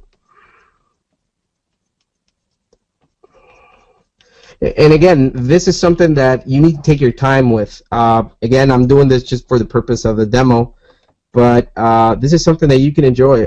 Just take your time. Take 2-3 hours. Just cleaning the thing up. In terms of making sure the forms are cool and everything on each side. Take your time. I love doing this. I love this stage where you just kind of start discovering little nuances and everything, and making sure that everything looks more organic and pushing and everything. And so I'm still not carving, as you can see, as much. I just kind of use the tool just to carve certain areas that otherwise I couldn't do with my nails or anything, but or with my fingers. So. Areas that I can really reach in, but I'm not really carving or anything yet. Okay, so this is basically what I would say, primary, a little bit of secondary shapes in there and everything. If you look at this from far away, it might look a little bit interesting, but now we're actually going to refine the secondary forms. So let me see if you guys have any more questions. How long do I plan to sculpt? For as long as I can. They say the end of the world is around the corner, so I don't know. No, I really don't know. I just don't plan on stopping until like maybe I just can't. My body gives up or something. So for now, yeah, I have no plans on doing that. If I were to, I don't play the lottery or anything, but and I'm not into that. But if I were to, like, out of the blue make like $10 million or become a millionaire or whatever, to be honest, this is probably what I would be doing at least, like 5 hours a day.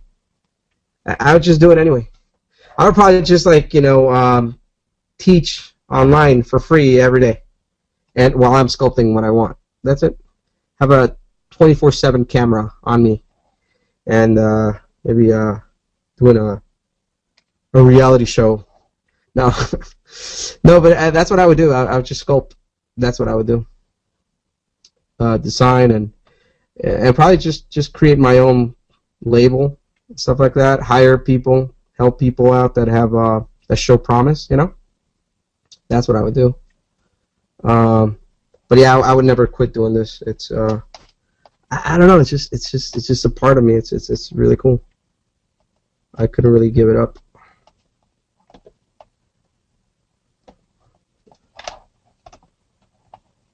Okay.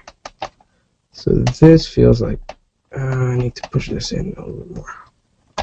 Okay. So now it's beginning to look a little bit slightly more creepy. Okay, so I think we're at a point where I can start kind of carving in a little bit. Just match this side. Okay.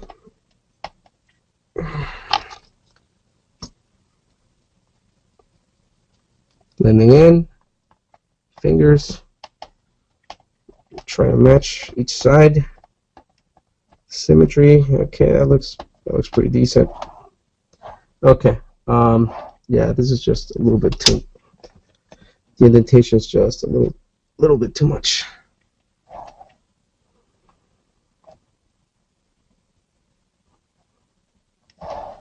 Okay, there we go. All right. Okay. All right. Let's see. Yeah,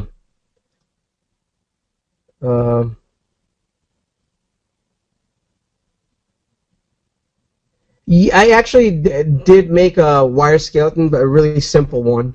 It was just one straight, a piece of wire, and then I just basically looped it at the end, attached it to a wooden base, and that's it. And then covered it with a little bit of aluminum wire, so the texture would allow the clay to latch onto it. Oh, thank you, man. Thank you, Alfred. Thank you very much. Yeah, I'd love to try it out. We should meet up sometime.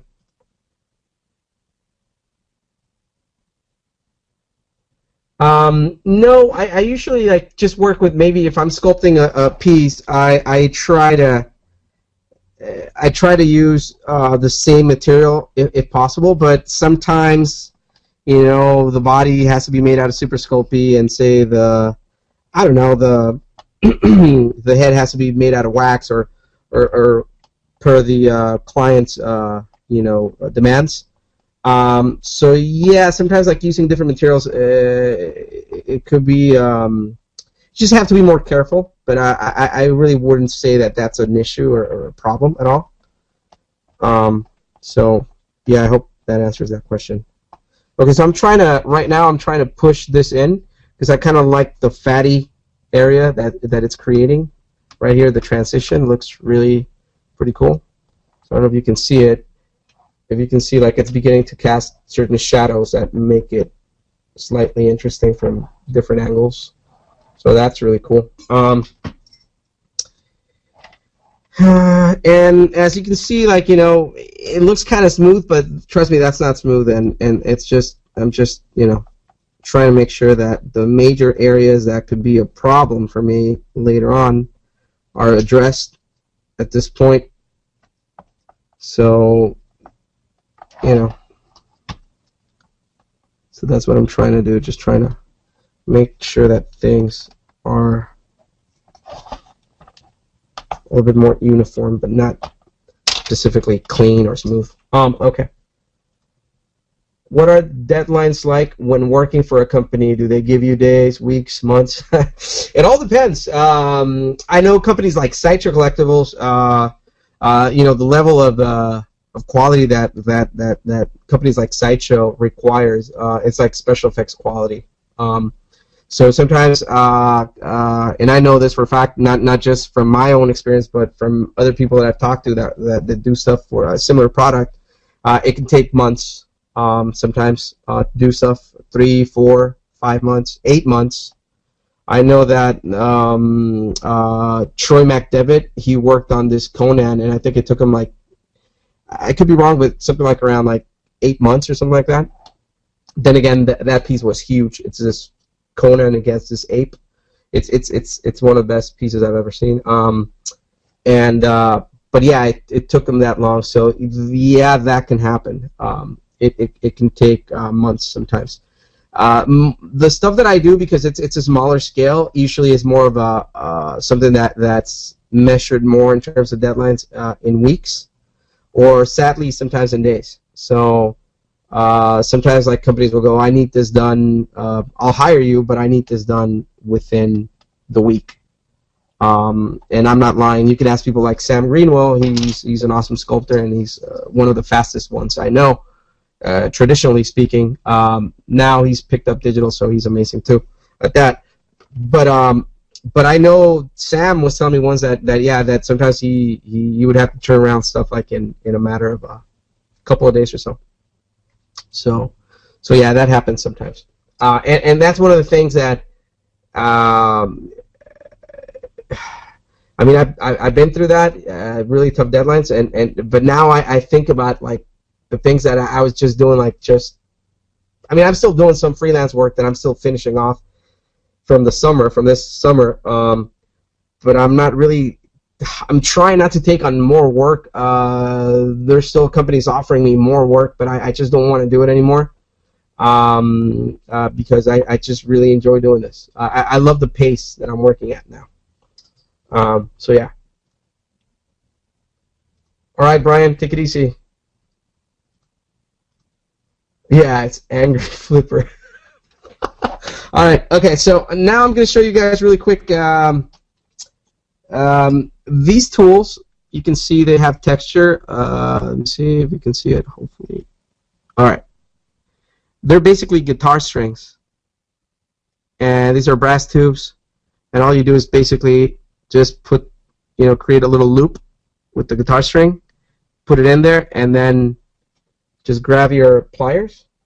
Oh, where's my pliers? Just grab your pliers, and with that area where you cut, you just basically just press, maybe a couple of times, so basically the tube gets pinched, and that way the loop will stay in there.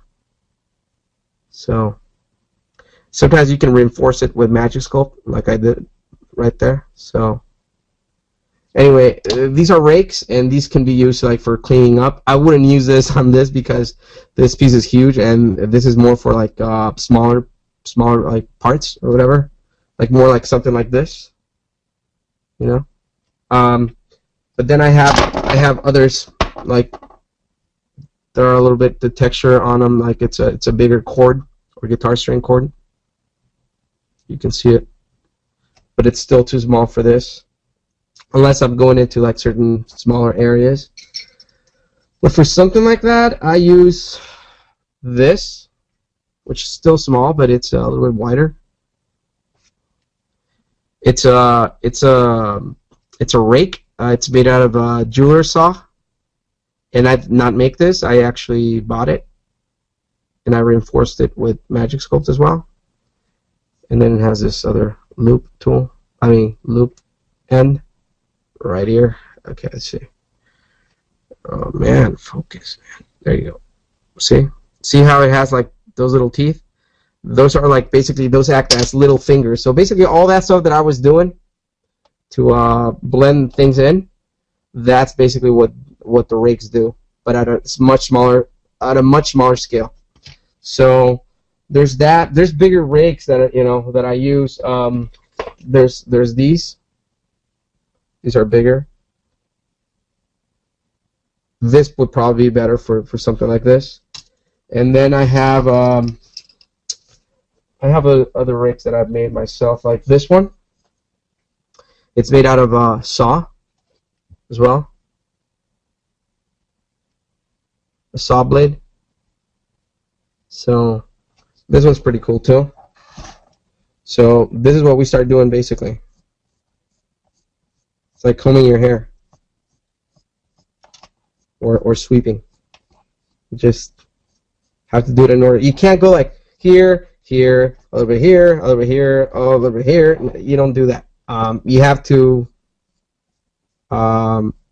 start with one area, stick to that area, and make sure that as you rake, the rake will tell you, the texture on the sculpt will tell you where there's like a little indentation or something, because you will see, as you can see here, that this area is darker. That means that the light is not hitting it as well, because obviously that's an indentation. So you need to make it even, and sometimes just going this direction may not do it. So sometimes you have to go like this, or at an angle. So try every angle possible without being too erratic, obviously. There has to be like this harmony to your raking so you can hit everything. Like here, this indentation is a little too big, so I didn't really manage to blend in the clay that well. And that's from two pieces of clay that were basically touching each other but not completely blended by my fingers or whatever. And then here you can see that there's this dip right here. You can see it right here. Can you guys see it? Alright, so when that happens, you can rake as much as you want, but if it's really, you know, slightly deep, just add a little bit of clay and blend in with your fingers a little bit, and then just go at it with the rake again. Oh, and there you go, like nothing ever happened. And then as you rake your stuff, you're basically preparing it for being completely smooth. But obviously you have to be careful when you rake. For example, if you have this bone structure here, don't just rake it away. Just kind of work your way around it,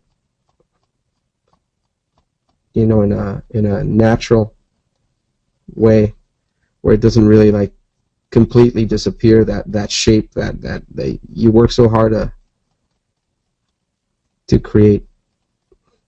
If you get to a point where your rake head is too big, then yeah, then just like, you know, either use something like this where you can reach into that, say, that little corner, or a much smaller rake. It's cool. That's what these are made for, the diamond head ones, so you can reach into like corners and stuff like that. And then there's this one too, which is smaller. And then, so basically this would technically take me, like, you know, just cleaning up, raking this whole piece would probably take me like a good 40 minutes, an hour or so. I don't know. It all depends. But once you do that, once you're done with the raking, then yeah, you can start like adding, you know, crevices or like, you know, stuff like that. But anyway, even before you do that, you can actually smooth it out. There's many ways to approach it depending on the material that you're using. I have this alcohol torch, you know, you can use that, or you can use these sponges. So you can actually just use the sponges like that and kind of like hit it. And as you can see, it's actually smoothing things out a little bit even further than the rakes themselves. So it's getting rid of all the little channels that the rakes themselves left. But as you can see, as I'm cleaning, there's really no dips or anything. It's really clean, and that's what the rake did. So that's why it's really important to use rakes. And then you can do that, or you can always freeze it a little bit if you want, just so you can kind of sand it better. There's many approaches. It's all up to you, really. And then it sounds better. It sounds like if it was made out of almost like resin or really hard tooling wax, so you can clean it better. So anyway, so this is like getting really clean. And then if you want, you can actually use this as well to clean it up. This is actually it's called the Ultra Torch, and what it does is it's a butane based pen, and what it does is that it doesn't have a flame at the tip. It doesn't really produce a flame, but what it does is that it produces a flame on the inside. Well, not really a flame, it just heats up on the inside. There's this coil that heats up, and then it blows hot air. So all you're doing is blowing hot air. So let me just show you how this works. So you turn it on, and it starts making this sound.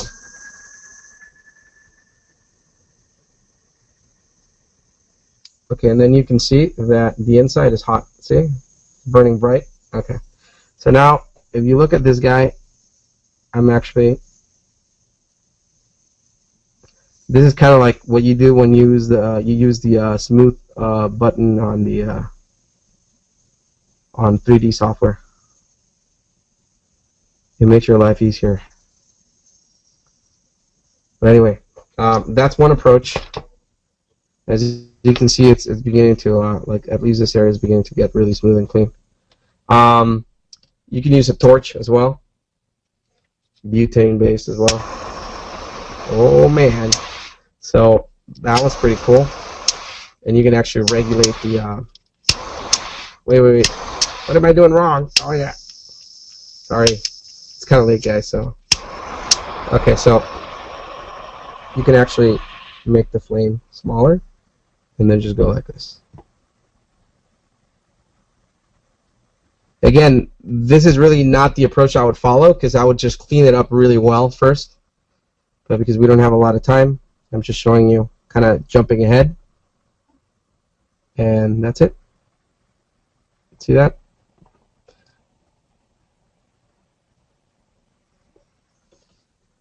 And what it does is actually blending in. Right here, it kind of hit it like too much. So I'm just gonna freeze it a little bit. There you go. Fine. Nothing happened. Okay. And let's see what else. So yeah, we can also use the alcohol torch. You want to check it out? Right here it is. I like this better in a way because I can control the flame more. It's not a constant. I can just control it. And as you can see, the results are actually, for me, from my point of view, it's just a little bit better than if I were using all the other approaches in terms of the heating stuff up. So, and here I can just get really close if I need to. And if I really hit like with the flame a little bit too much, I just always freeze that, and it's fine. If for whatever reason you end up melting stuff and it drips, just freeze it as soon as you can, or put it in the fridge or whatever. Don't worry about it, and then come back and just resculpt it. Just add more warm clay, whatever, and that's it. I mean, that's a cool thing about sculpting. It's pretty forgiving, so you don't have to worry about like, oh man, I destroyed it. Oh, I'm gonna destroy the whole thing. No, don't trash it. You can still fix it. Anything can get fixed.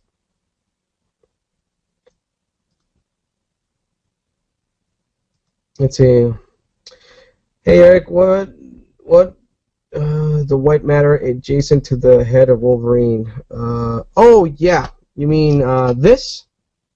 This is styrene. This is just it's just plastic. We use this for like if you're doing like, this is like I think they're called I-beams because of the shape that they have of an eye. And then basically you can actually heat them up, bend them, whatever. So if, like say if you have a base where the Hulk has just like ran through a street or something, and you want to show like little construction beams being basically torn apart by his rampage, you can use this. And then like something like this, you can use these for like Wolverine claws, you know. You can cut them with an X-Acto knife. You can sand them. You can make them, sharpen them, whatever. It's a really cool material to have around. It comes in different shapes and sizes. This is like a little styrene tube. So yeah, I hope that answers your question. Yeah, I do pose in front of the mirror. I actually have a mirror, a big one here, and I have a small mirror just for my face. And yeah, I am really that big in terms of muscles. And no, I didn't use steroids. Just kidding. Cool. Thank you, guys. Yeah, I'm still working with Kotobukiya. But we had this agreement where basically, because I had told them that I was not going to be doing any more stuff any more freelance, but they had barely renewed their Marvel license, I think, for 2 more years. This was just last summer, so they asked me if I could stay for 2 more years at least, and yeah, so that's what I'm doing. I'm still doing stuff with them. I don't know how many more pieces I'll be doing, but yeah, you can expect more stuff. Unless something happens where they decide to, increase the lineup or something. But it's really my point of view that they're going to be focusing more on PVC. I mean, it's obvious. Everybody can see that. So, and I don't blame them. It's because of the economy. Producing PVC pieces is a lot cheaper, even though the steel molds are pretty expensive. And Aaron, he can attest to that. Or Alfred. So yeah, so that's how it is. So it's a lot cheaper individually to produce a PVC piece than to produce, say, a statue, a cold cast statue, or what's it called, polystone statue. Although making the molds for a polystone statue is pretty cheap. Let's see. All right, John, take it easy, man. All right. Okay, let's see. All right. Oh yeah, just so you know, guys, I'm starting a new. I don't want to say that I'm starting a new company, but I'm starting a new venture with my friend David Pereira. He's actually here. He's actually the brother of the famous Alex Pereira, who's a really good friend of mine. They both are my friends. They're like my cousins almost. So anyway, we're starting this new company where we're going to be making this kind of stuff, like monstrous creatures and everything. Only they'll probably be a little bit more creepy than this. It's a shameless plug, and let me just put it here. It's called www.resinCreature.com. So if you guys want to check it out, we're working on. We already have a product. It's a bust, an alien bust. It was all done digitally. Most of the stuff for Resin Creature will be done digitally, but with this traditional approach where we turn off symmetry and things like that, so we can actually do cool stuff. And then we're going to be doing stuff like this as well, traditional stuff that we're going to be selling there. And then prototype studios as well. Well, they're going to be focusing more on licensed stuff and yeah, a few original pieces as well. And right now, there's something going on with another company I still can't really confirm, where we might be doing really cool things like dragons and stuff like that. And that's going to be completely free of any art direction, so it'll be just basically my own creations and stuff like that, which hopefully I'll be tackling with David and other people as well.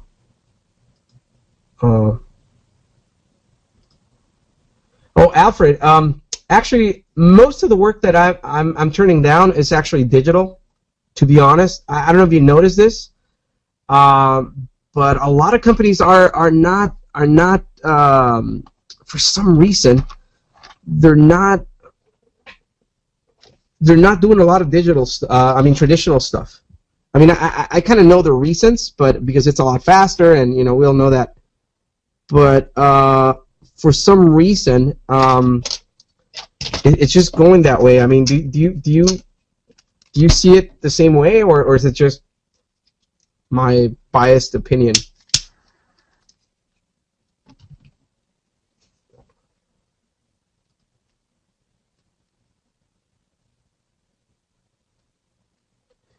Yeah, like I said, Eduardo. Yeah, most studios or most companies are going digital. I mean, I understand that even Sideshow they just got like a 3D printer, and the reason why I know is because the person that actually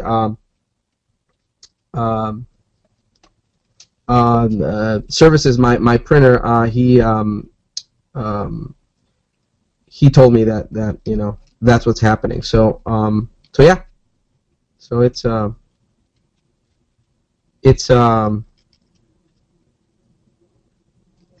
something that's taking over completely, and those 3D printers, even though at this point I can tell you that they're getting really good.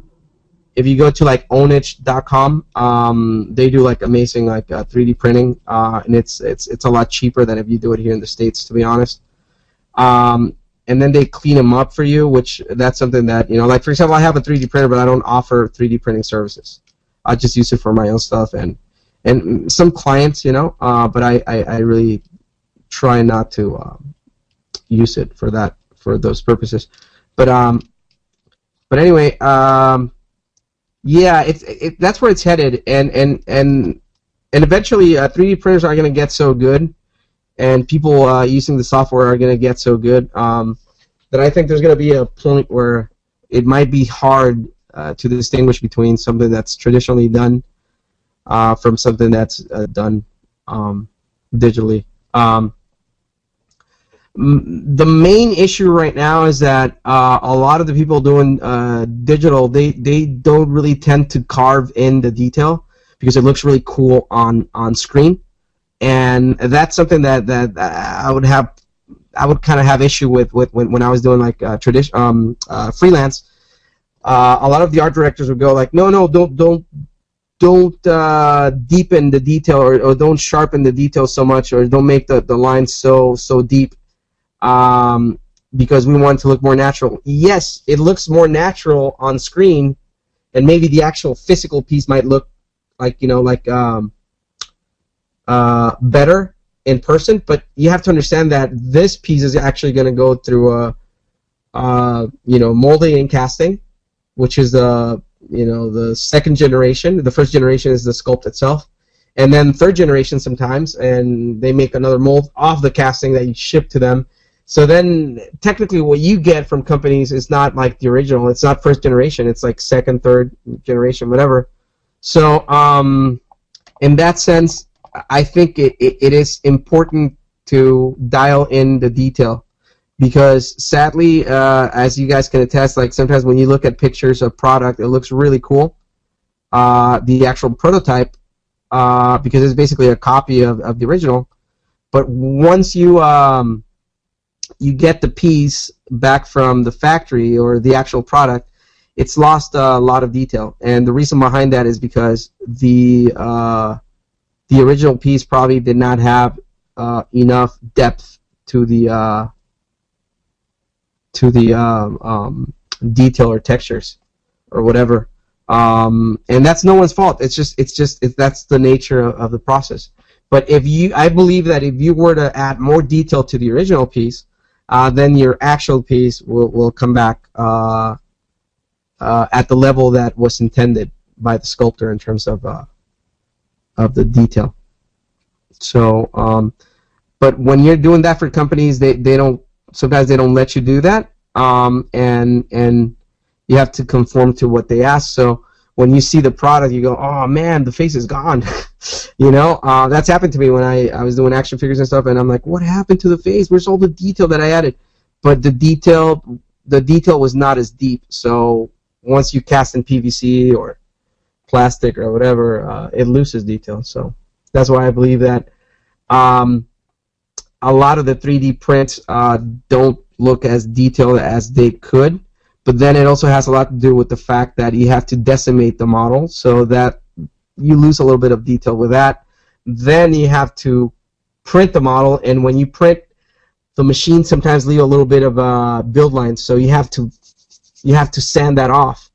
And by doing that or polishing the on top of the detail, you lose detail, obviously. So, and then on top of that, you send that to the factory, and then it already lost detail to begin with. The original sculpt or print lost detail. So by the time you produce that 3D piece, yeah, you really did not capture the look that you saw on screen. A lot of it is lost. But once people begin to kind of catch on and realize, hey, you know what, we need to make this a lot more detailed or deeper detail. Or in this sense, like what I do is that when I get a 3D print, I actually transfer it to wax and add detail to it. So in that sense, it's a great tool to me using 3D prints.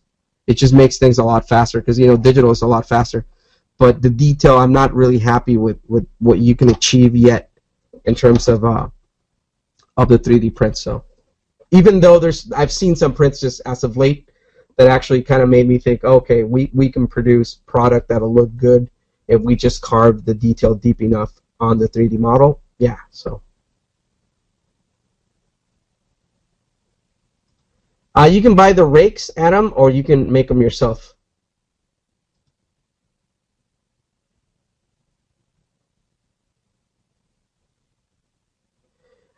That's just a matter of taste. You can actually choose to, buy the tools already made. But I definitely buy tools as much as possible because, like I said, I don't have a lot of time to be making my own tools. But I just try to get them from different sources, and that works for me. But sometimes, it just so happens that I can't wait for the tool to arrive. When I order online, or I don't have the time to go drive to down to Burbank or whatever. The art store. So what I do is that I just make them myself. So I always have material that allows me to, just make my tools, just in case. But I rather much buy them. There's people that are really specific about what they like in their tools or what it is that they like their tools to do. So they make them themselves. So that's cool too. I respect that, and yeah. That's awesome. Okay, so now I'm going to start carving. So let's just pretend that I cleaned this up really well, which is not, it's still bumpy and everything, but I'm going to start carving things, just making things slightly deeper.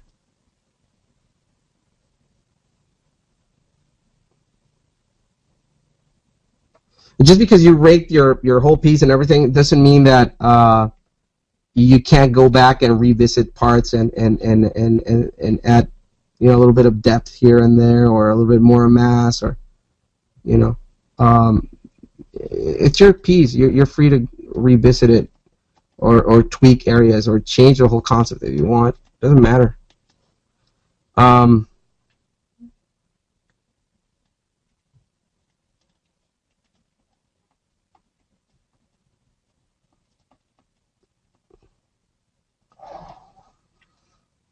Let's see.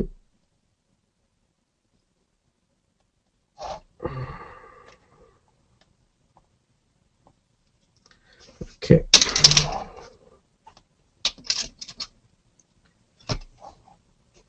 Okay, so I just sharpened the teeth a little bit more so it looks more menacing. And then you can do that for every little tooth, or you can just make them in Sculpting really well and bake them and then just attach them in there. That's just, whatever approach works, whatever you want works.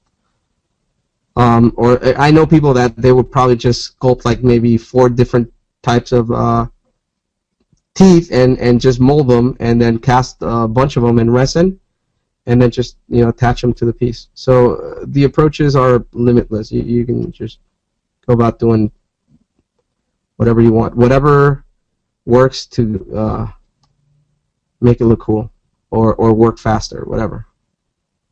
And then again, there's people that might just enjoy sculpting themselves and sharpening everything, which I tend to be that kind of person in terms of things like teeth and stuff. I like to create individuality for each piece. So, yeah. Like, you have to learn to divide your sculpt into sub-sculptures.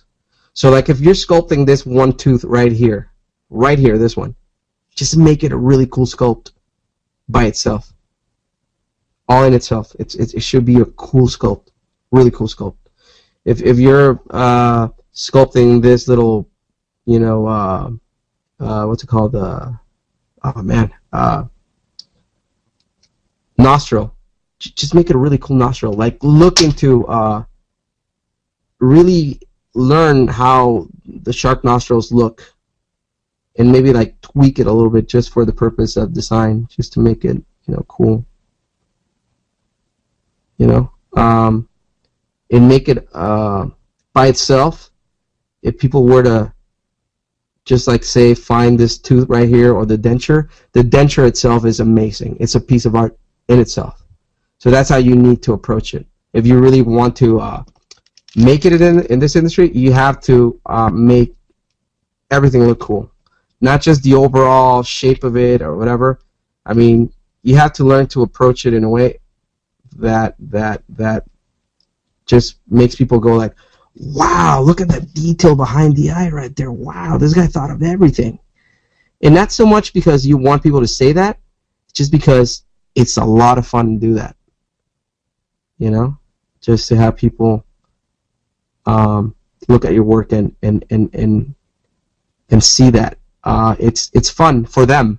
So you're making it fun for the person checking out your work, but at the same time for you, it should be really fun. It should be something that you're enjoying. Like if you're really hungry and you're eating the most delicious dish that you can think of, and you're just basking in that as you're doing it. Like right now, like sculpting eyes, I love sculpting eyes.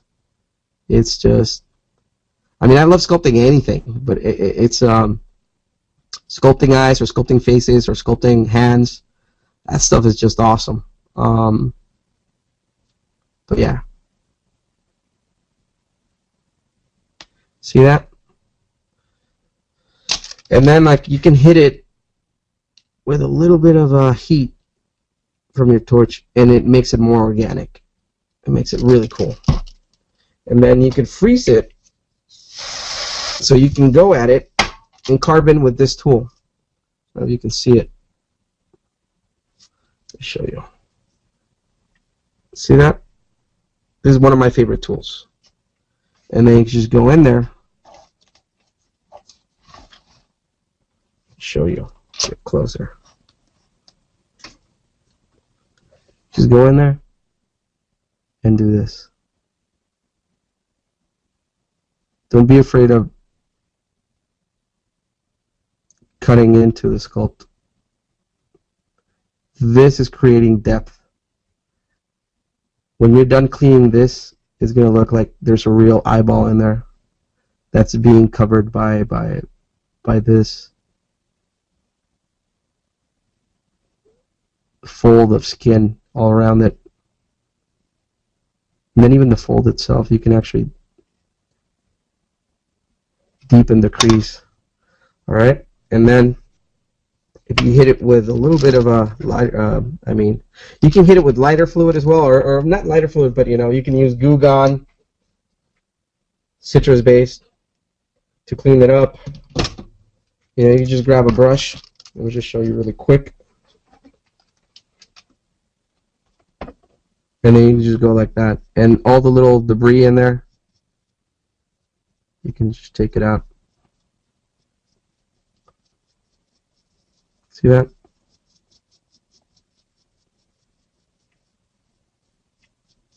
Just be careful not to add so much, because then it gets all muddy. So you don't want to do that. And then if you want, you can hit it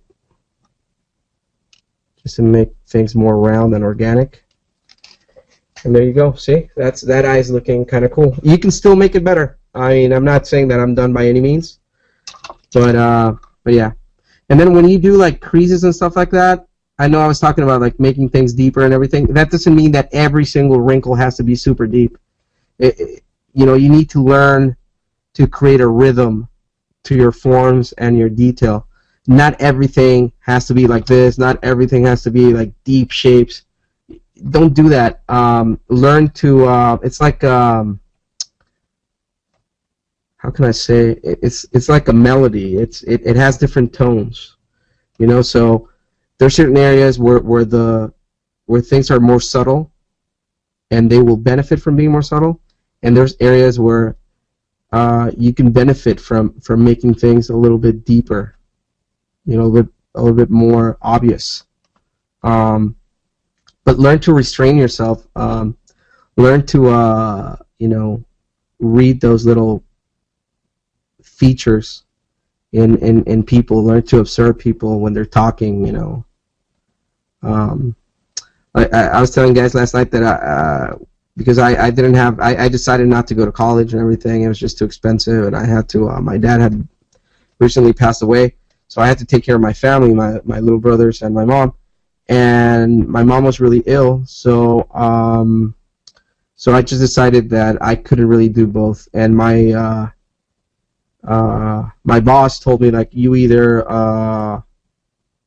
quit and go to school, or stay here and never go to school. Like, just work here. So I decided that I was gonna keep my job, but I was gonna learn on my own as much as I could.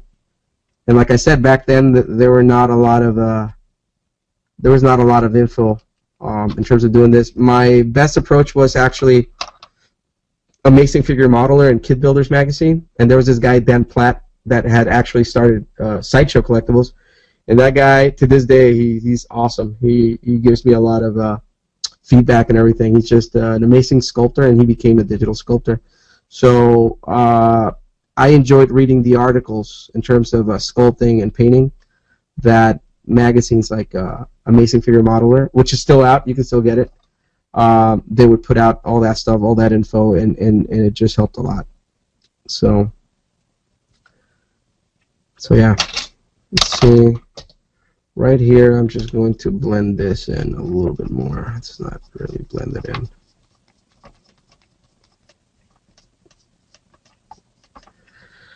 Okay, guys. I'm going to show you guys how to do textures, even though this character probably wouldn't require that much. And then, let me see, I'm just going to do this right here. I'm probably going to add like gills. I had already added them, but I kind of erased them a little bit.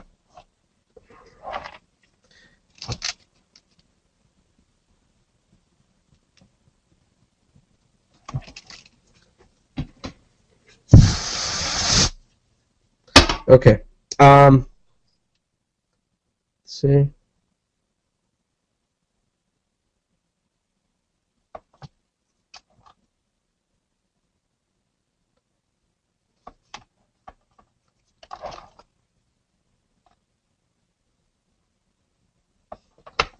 Something like that. Then you would blend in.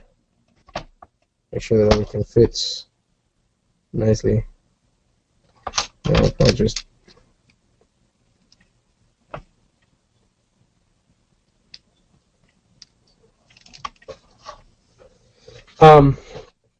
okay, let me see. I'm just gonna check if you guys have any other questions, and then we'll just start doing some textures really quick.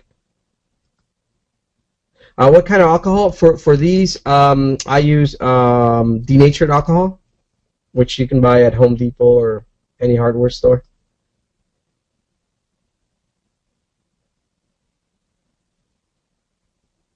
Yes, I can help you out, David. Just send me images via, let me see, my email is Erick Sosa at mac.com. And just send me pictures of your work, and I won't promise to like answer the same day, but I'll try to do it within the day or a couple of days after, and I'll try to give you some feedback as much as I can. The name of the pen-like heater is Ultra Torch by Master. Ultra Torch.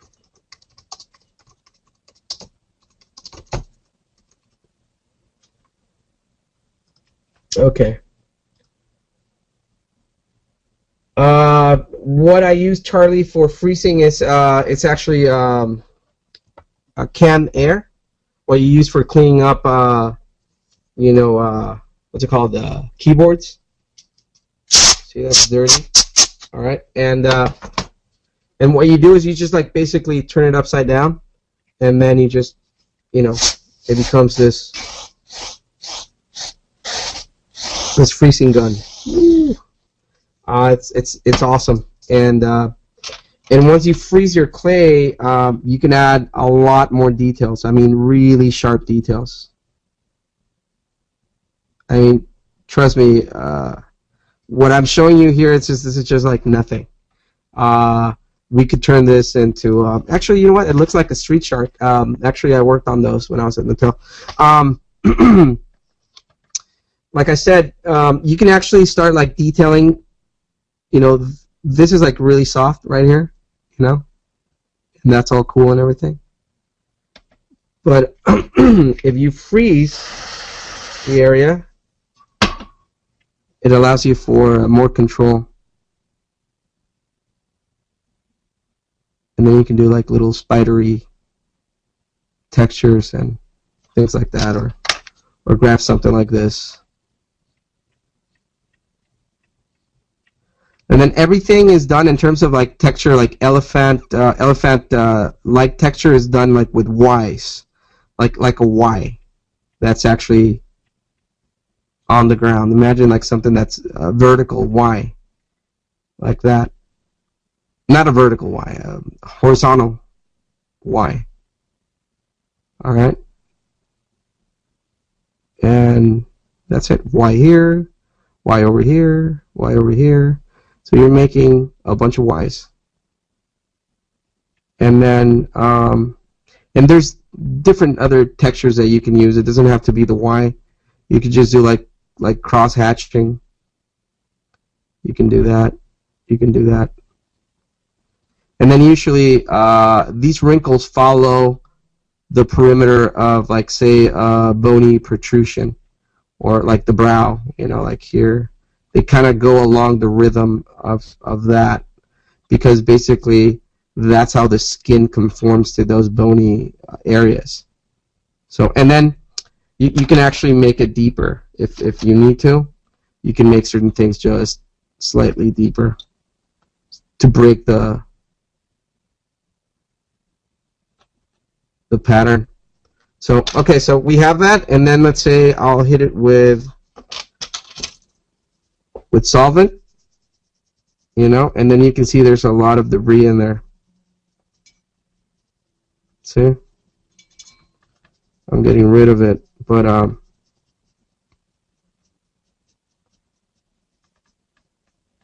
you don't have to push really hard with the brush. Okay? And that looks alright, but then after you do this, watch.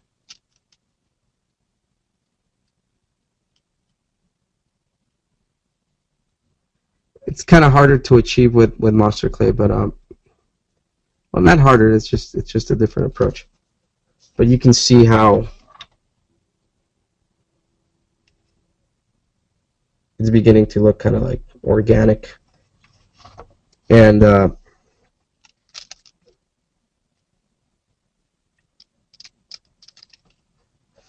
then what I would do is that I would just freeze it maybe. and then hit it with my lighter fluid again. Or you can, believe it or not, you can just do it with tools. You can just do all of this with tools, just round tools, like loop tools. Just kind of like go at it and just hit everything and go like that.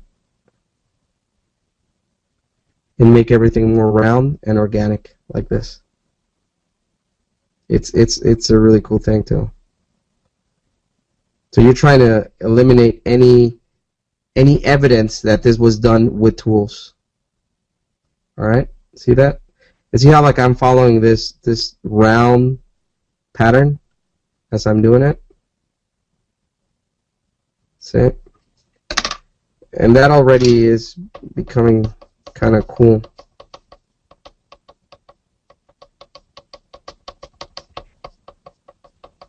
It's getting a little bit muddy, but you can always go back and maybe freeze the area and then go back and add more wrinkles or more depth again, like if something got lost or something.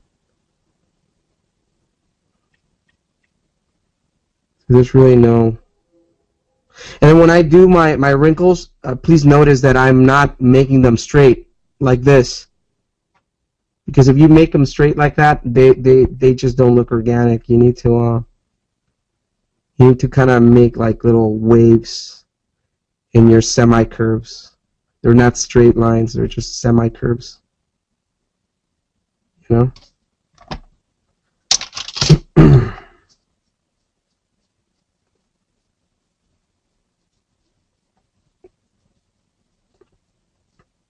If you look at the work of Erick Sosa or Steve Wang, man, those guys, they can create amazing textures. Really cool textures.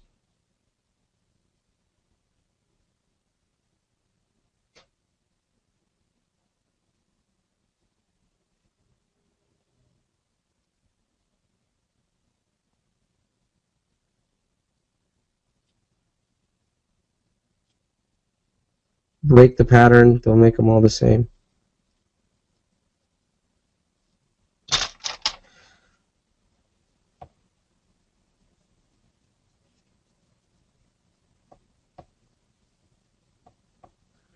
Yeah, the thing with this is that I used, you know what, I used lighter fluid, so I make it.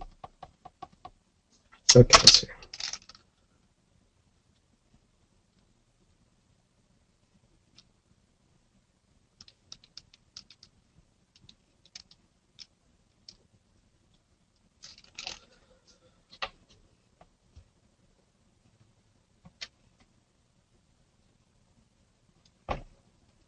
And then you can add things like if you see like a happy accident, just make a little hole in there.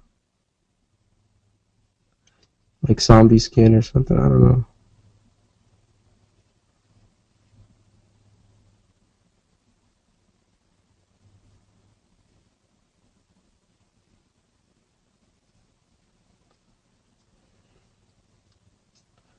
So, can you hit it again?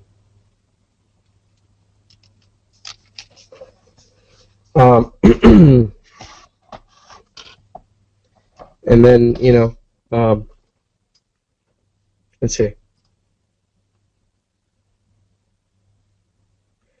I'm not accepting commissions, Charlie, to be honest, but I can connect you with people like, for example, Alfred right here. He's here. I think you're doing commissions, right, Alfred?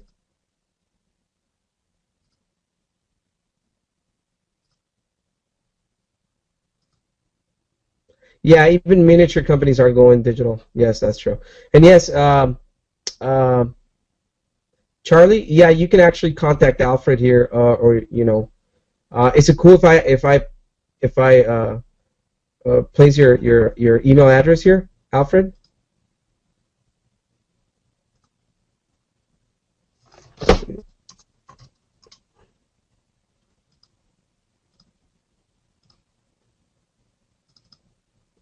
Okay, copy address. Let's see if he's cool with it. Okay. Oh, okay. All right, Alfred. I'm putting it here. Okay, this is Alfred Paredes.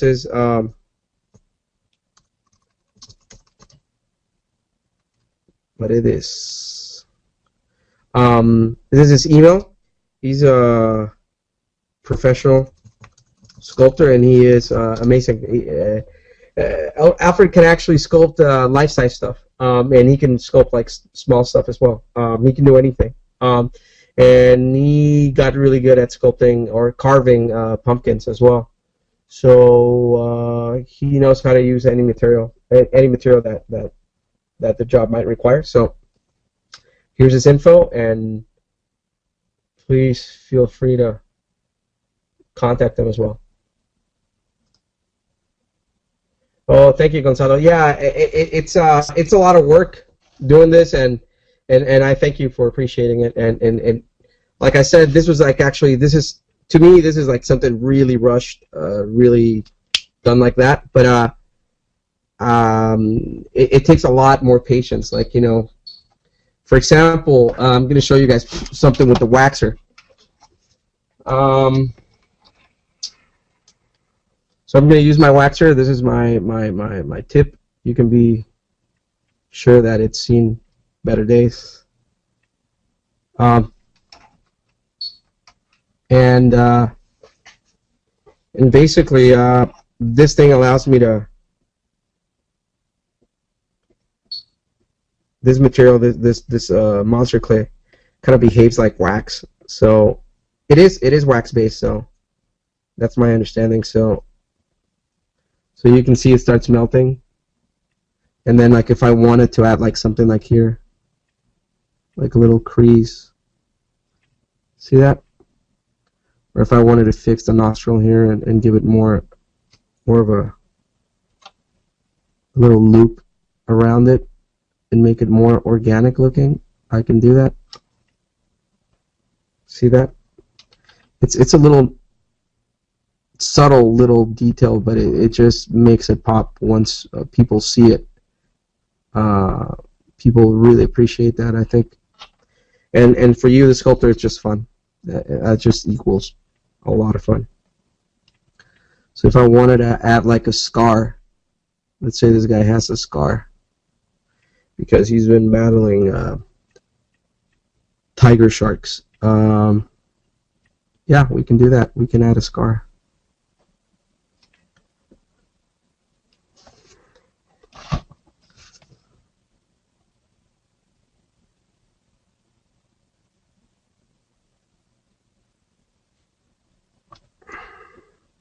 And that natural look is something that you kind of would be hard-pressed to do by hand. So the tool, the waxer itself. See, I still need to blend down there, but anyway. See this?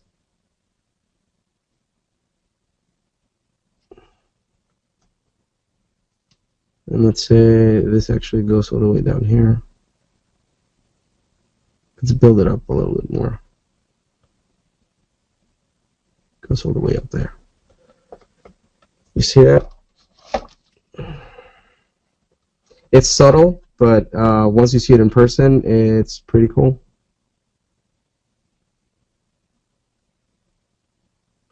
And notice that I keep breaking the line. It's not like a straight line. It's like semi-straight, but I kind of curve certain things. So it doesn't seem like it's mechanical or anything. It's like an organic scar, obviously. So, and then like if I wanted to add like a little bit of like a little fleshy fold here, I can do that. It's kind of hard doing it this way without me grabbing the actual piece. It's something like that. See that? And you can build tons of detail just by using the waxer.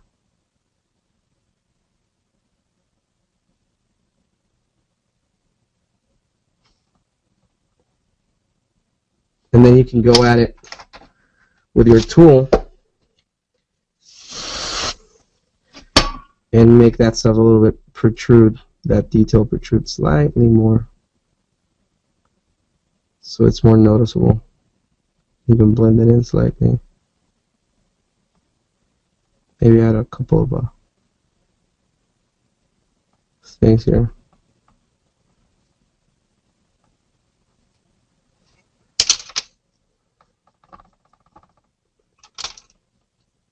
Let's see.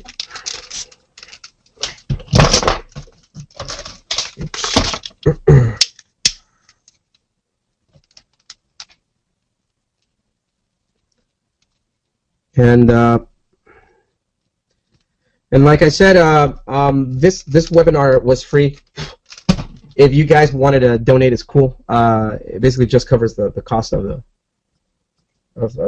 buying the webcam and go to webinar thing. The clay, whatever. It doesn't really matter. It's cool. Some of you guys already sent some donations. I really appreciate that. But if you guys think that this is something that you would like to learn, and instead of me just doing this pretty rushed, like, you know, for a couple hours, you want to see me do this for, like, say, like 4 sessions of, like, say, 3 hours each, maybe once a week or something, let me know.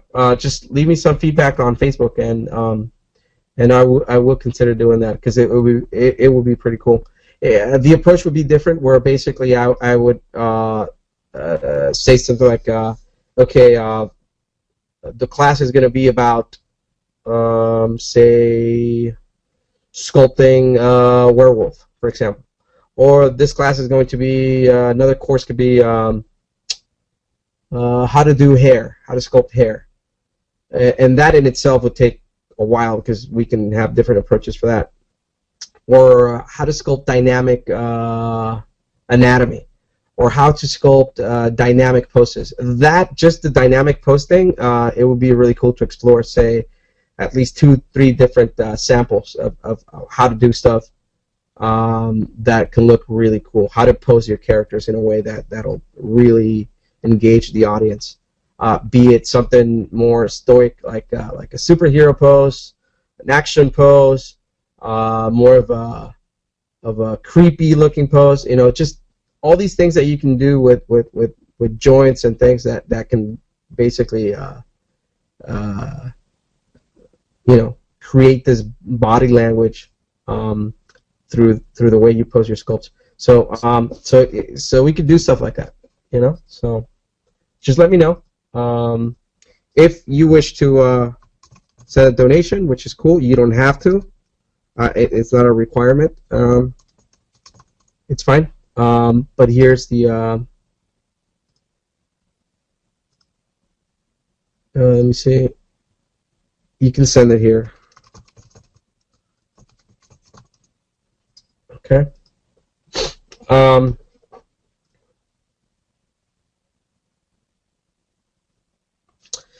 Well, there's different types of approaches for, like, say, lizard skin, but here's another tool that I use, the round X-Acto. I use that for when I work with wax, and then I use it for, like, carving and cleaning up and everything. But I learned that from a Japanese friend. He's a sculptor too. So there's many different approaches. Like right now with this is like still a little soft. I could freeze it and do it, but I think it'll be more noticeable if we do it with this. So again, there's different approaches to do dinosaur skin. Again, you can do the whole Y thing. You can do the whole cross-hatching thing, which usually when you do the cross-hatching thing is more like I would say more like a lizard-esque type of texture. But you can actually just go at it in one direction and then kind of cross over, keep crossing over. And by doing that, you are creating this really cool look to your pieces. And then, yeah, you can even like do something like that. Something like that. And right now you can't really tell. You can't. It looks like a mess. But let me just show you.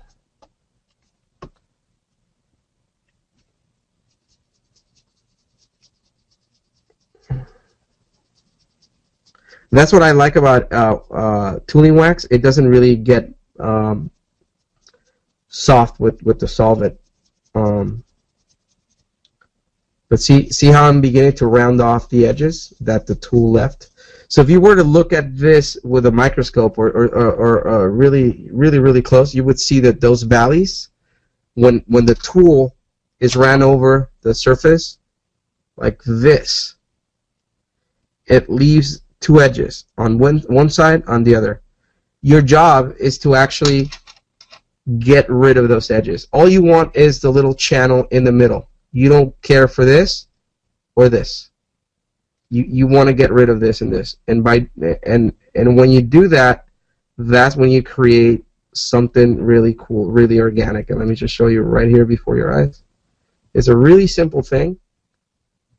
I think it's called burnishing, but if you do that, it actually makes everything look less machine-made. See that begins to look more like a scar or something. Okay, so it doesn't look, you don't see the edges on each side. You can't really appreciate it much here, but you can when you see this. Let me just hit it with a little bit of a flame. Let me just show you. Okay.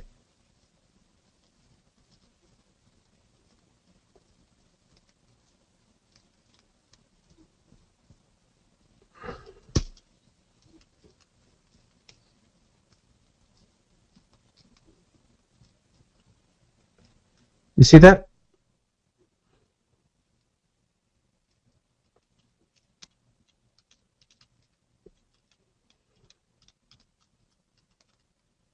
See it? And then at that point, you can just grab your waxer and maybe add a couple of areas that are kind of like slightly protruding more than the others. Maybe, see? Or you can carve in certain areas with a round loop. Carve in like crocodile skin or something, I don't know.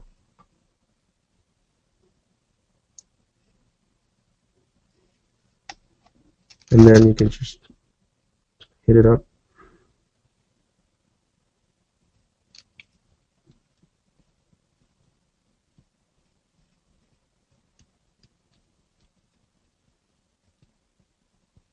Hit me up. Alright, so there you go.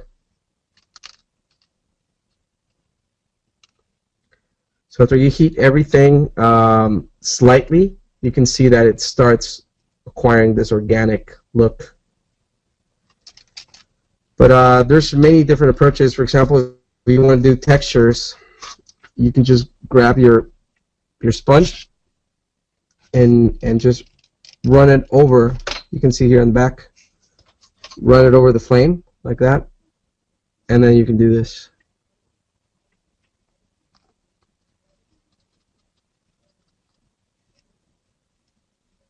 See that? That looks kind of messy. Let me just show you after I clean it up with the solvent, just slightly.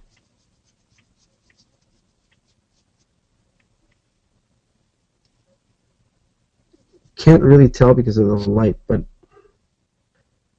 it actually makes it look really cool.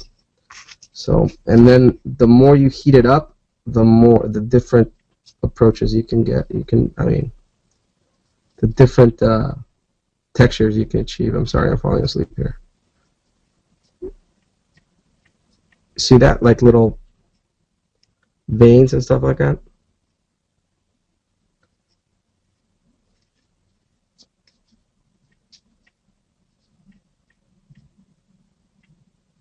See that?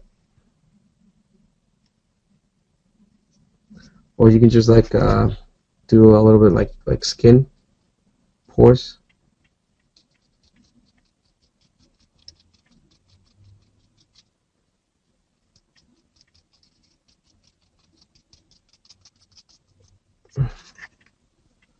Hit it with lighter fluid. That's it.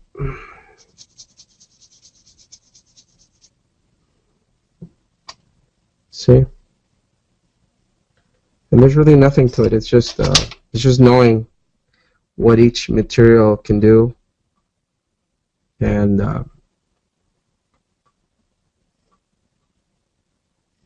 how far you can take each material.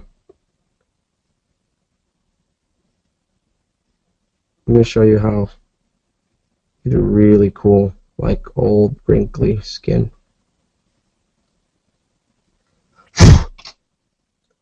Alright. Let's just hit it.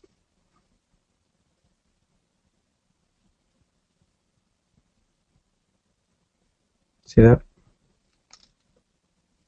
See how awesome that looks? Yep. And that's something that anybody can do. It's not magic or anything. It's just practice. That's all. Yeah, you can free Sculpting too. How is 3D printing, the 3D printing industry changing the toy statue collectibles industry in terms of products that get made? What do you think the future of 3D printing will be? Do you think it will replace traditional sculpting for good in the next few years? Or is it still important to know traditional sculpting? It is very important to learn traditional sculpting because, like I said before at the beginning of the webinar, most digital sculptors that I know that do amazing work, a lot of them do amazing work, but there's some that are better at it than others. I don't like mentioning names, but like Raf Grassetti, that guy's amazing. He's on another level. That guy has a traditional background. He can sculpt traditionally, so he knows how deep he can carve things. He knows the subtleties and everything that traditional requires, and he knows how to apply that into his 3D work. There's many other people that do 3D that are just mind blowing. I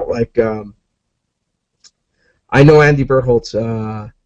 I don't talk to him much. As a matter of fact, I don't talk to him anymore at all. I really lost track of him. But Andy picked up digital, and he can do amazing stuff as well. So yeah, once a traditional sculptor starts picking up digital, they get pretty good pretty fast. And yeah, the industry's changing. It's already changed by digital. I do believe that if you're a pretty good traditional sculptor, there will always be work for you. But it's getting to a point where companies, they're always trying to, especially with the economy, they're always trying to save. So a lot of companies nowadays are leaning more on digital than traditional because it just gets done faster.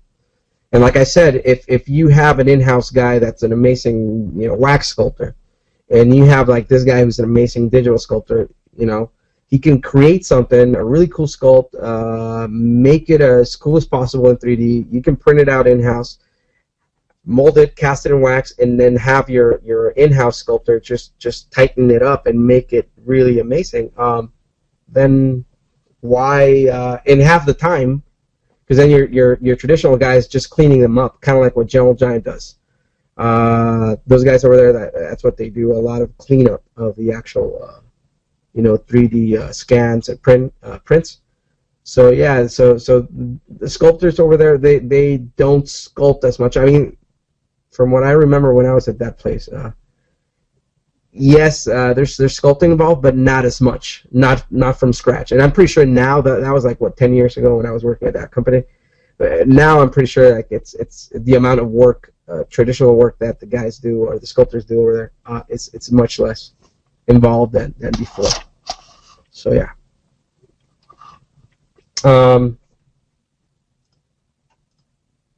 No, you cannot use rubbing alcohol. It has to be denatured.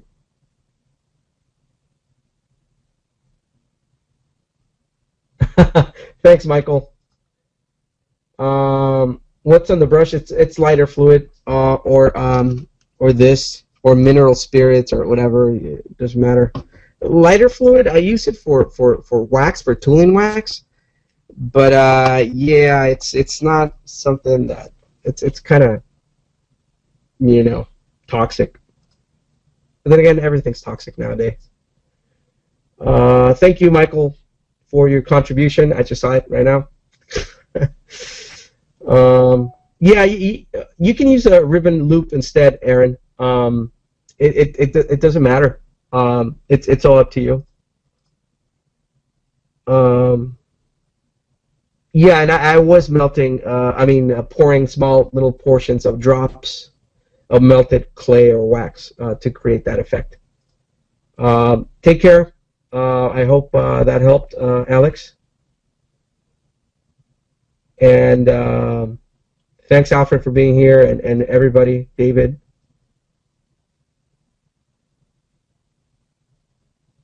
Yeah, you can use you can use it, Alfred. As a matter of fact, you can make monster clay harder by adding carnauba. Not a lot, because then it becomes it cracks when you're actually kneading the clay with your fingers. So just kind of experiment with that, with a little piece of it.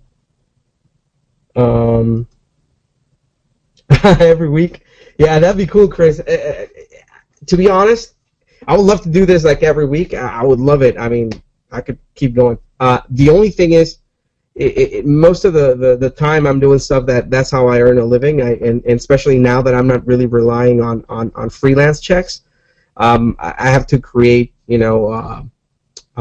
product and go through revisions and stuff with Warner Brothers and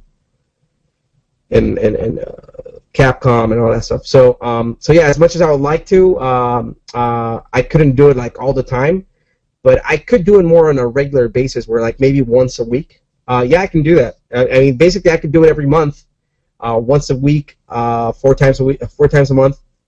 But the only thing is that yes, I would have to, because I would have to prepare myself more and invest more time and everything.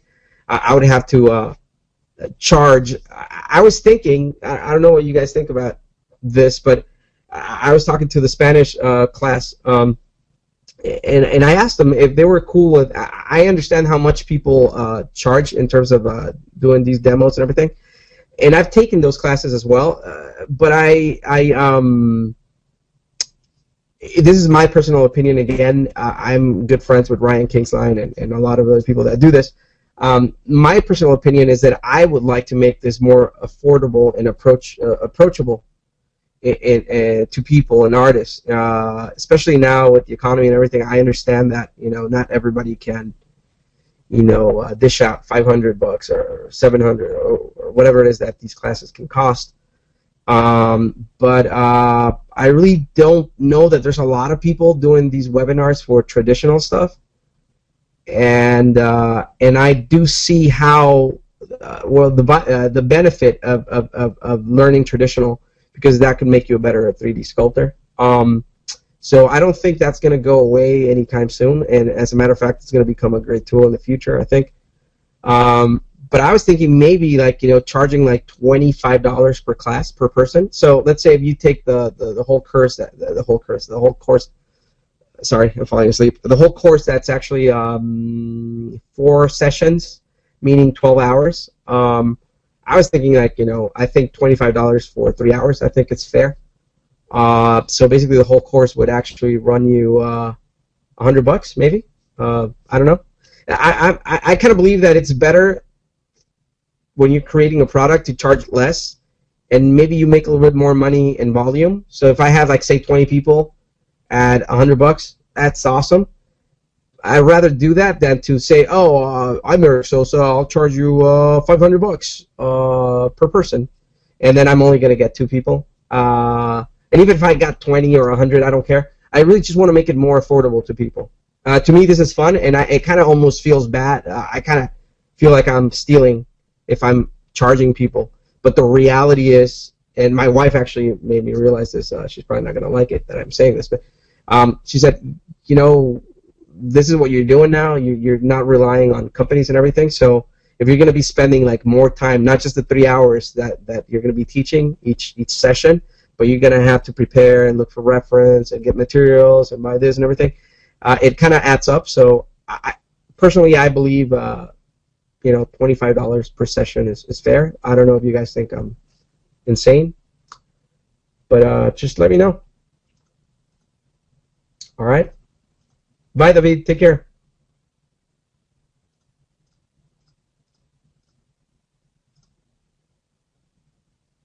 All right, guys. Yeah, so basically, the way it would be is it would be like 4 sessions for $100 for one session.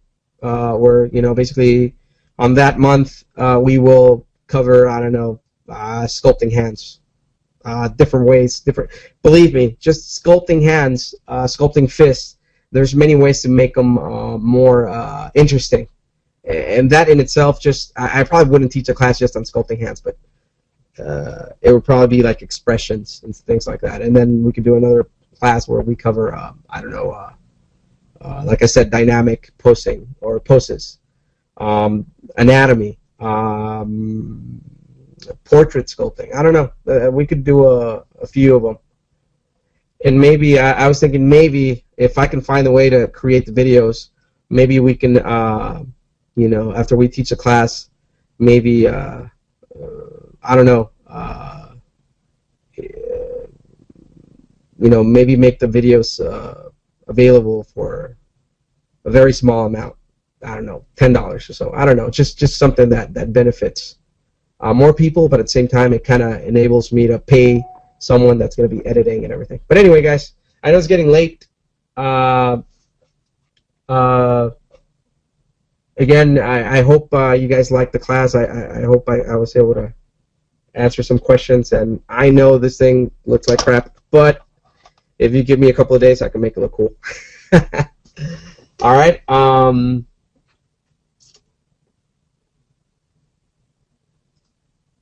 right, guys. Thank you very much. And hi, Don. Thank you, Don. Yeah, just like I said, I just want to make it affordable for like most people.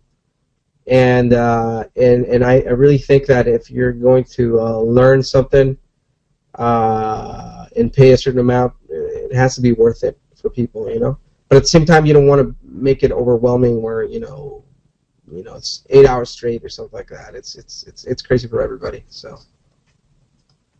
And yeah, we could do a class on female anatomy, just female anatomy by itself, and then another class just covering female faces. That in itself will take us a while.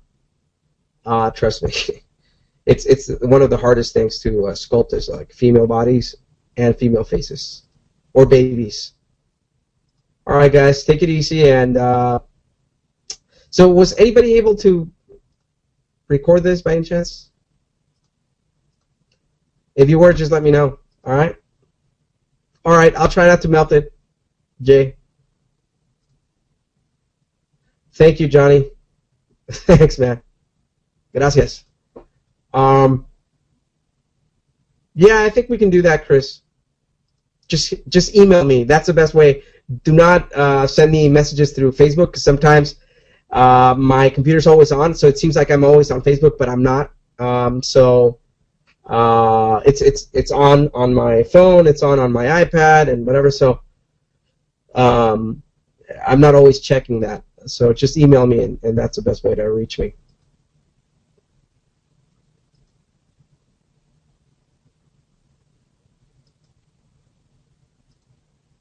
Thank you, Don. Thank you for your contribution as well. You actually gave me a lot, man. Thank you.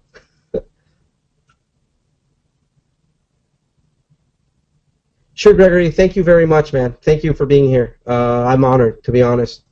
I wasn't expecting to have as many people. Okay, Don. All right. Thank you, Don. All right, Eduardo. Take it easy, man. No worries, Shelly. Thank you for being here. I'm glad you liked the class. All right, Adam. Take it easy, man. Don't play too much Street Fighter. All right, Chris. Take it easy, man. I'll see you Friday, okay? But just remind me anyway. Thank you. Bye, Alfonso. Gracias. Bye. Yes, Jay, I will teach a class on sculpting hands. Like I said, it might be something where I don't really sculpt something tiny. It might be like an actual, life-size hand, just so it's easier for everybody. All right, guys, take it easy. if this works out, guys, honestly, I might just make like DVDs or something available, and that way we can reach out to more people and kind of continue making this. Because if this becomes a thing where, how can I say it, or it grows, I might do that more often, to be honest. I never thought of it, but I kind of think I enjoy teaching. It's awesome. I mean, I teach Sunday school, church on every Sunday, and I enjoy doing that. But I really don't really teach this. So, bye, Ross. Thank you so much, man. No worries, Philip. Thank you. If you guys can post on Facebook, whatever, just your feedback, if you like the class or something, awesome. I would appreciate that. Okay. Aaron, if you're still around, thank you for that awesome thing that you just did for us, giving us a discount. Yeah, DVD or digital, whatever works best. I still need to look into the whole science of the technology behind it. I'm not really savvy in terms of that, but I'll look into it, and if that's something we could do, your contribution of paying for this might make it possible for me to pay an editor, which usually those guys charge, like, I mean, it's been my experience in the past, like $400 and upwards of that. So if that's a way to do it, then cool. And if it becomes a kind of source of income for me, actually I'm happy too. So I'm pretty sure my wife will be happy. I'm just kidding. Yeah, no. No worries, Gonzalo. Thank you. Bye, Grant. Take it easy. Thank you, Robert. You need to learn how to do smooth surfaces on Super Sculpting Firm. Yeah. You know what? Send me an email, Charlie, to ericksosa@mac.com, and if you have time one day, we can do like a 20-minute session on Skype, you and I. It's not a problem.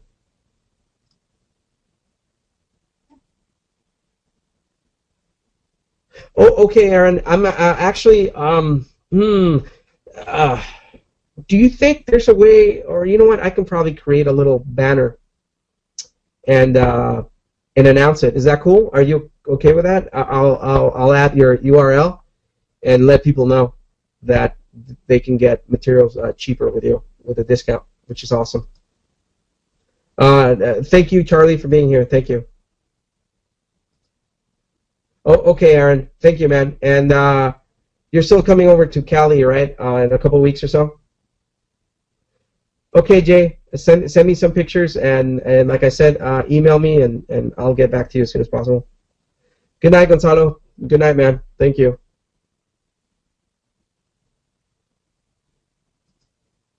All right. Okay. Yeah, I have a meeting with a friend who's also a client on the 7th, but yeah, the 8th would be great, or 9th or whatever, 10th. Just let me know. Send me an email or call me or text me, whatever, and then we'll just catch up. We'll meet up. All right. I'll take you out to eat or something. All right. All right, guys. Thank you so much, and good night. Take it easy, okay? And remember, may the force be with you all. Good night. Bye. Bye, Grant. Alrighty. Let's see. Promote attendee. No. And webinar. Yeah. The organizer has ended the session, and this call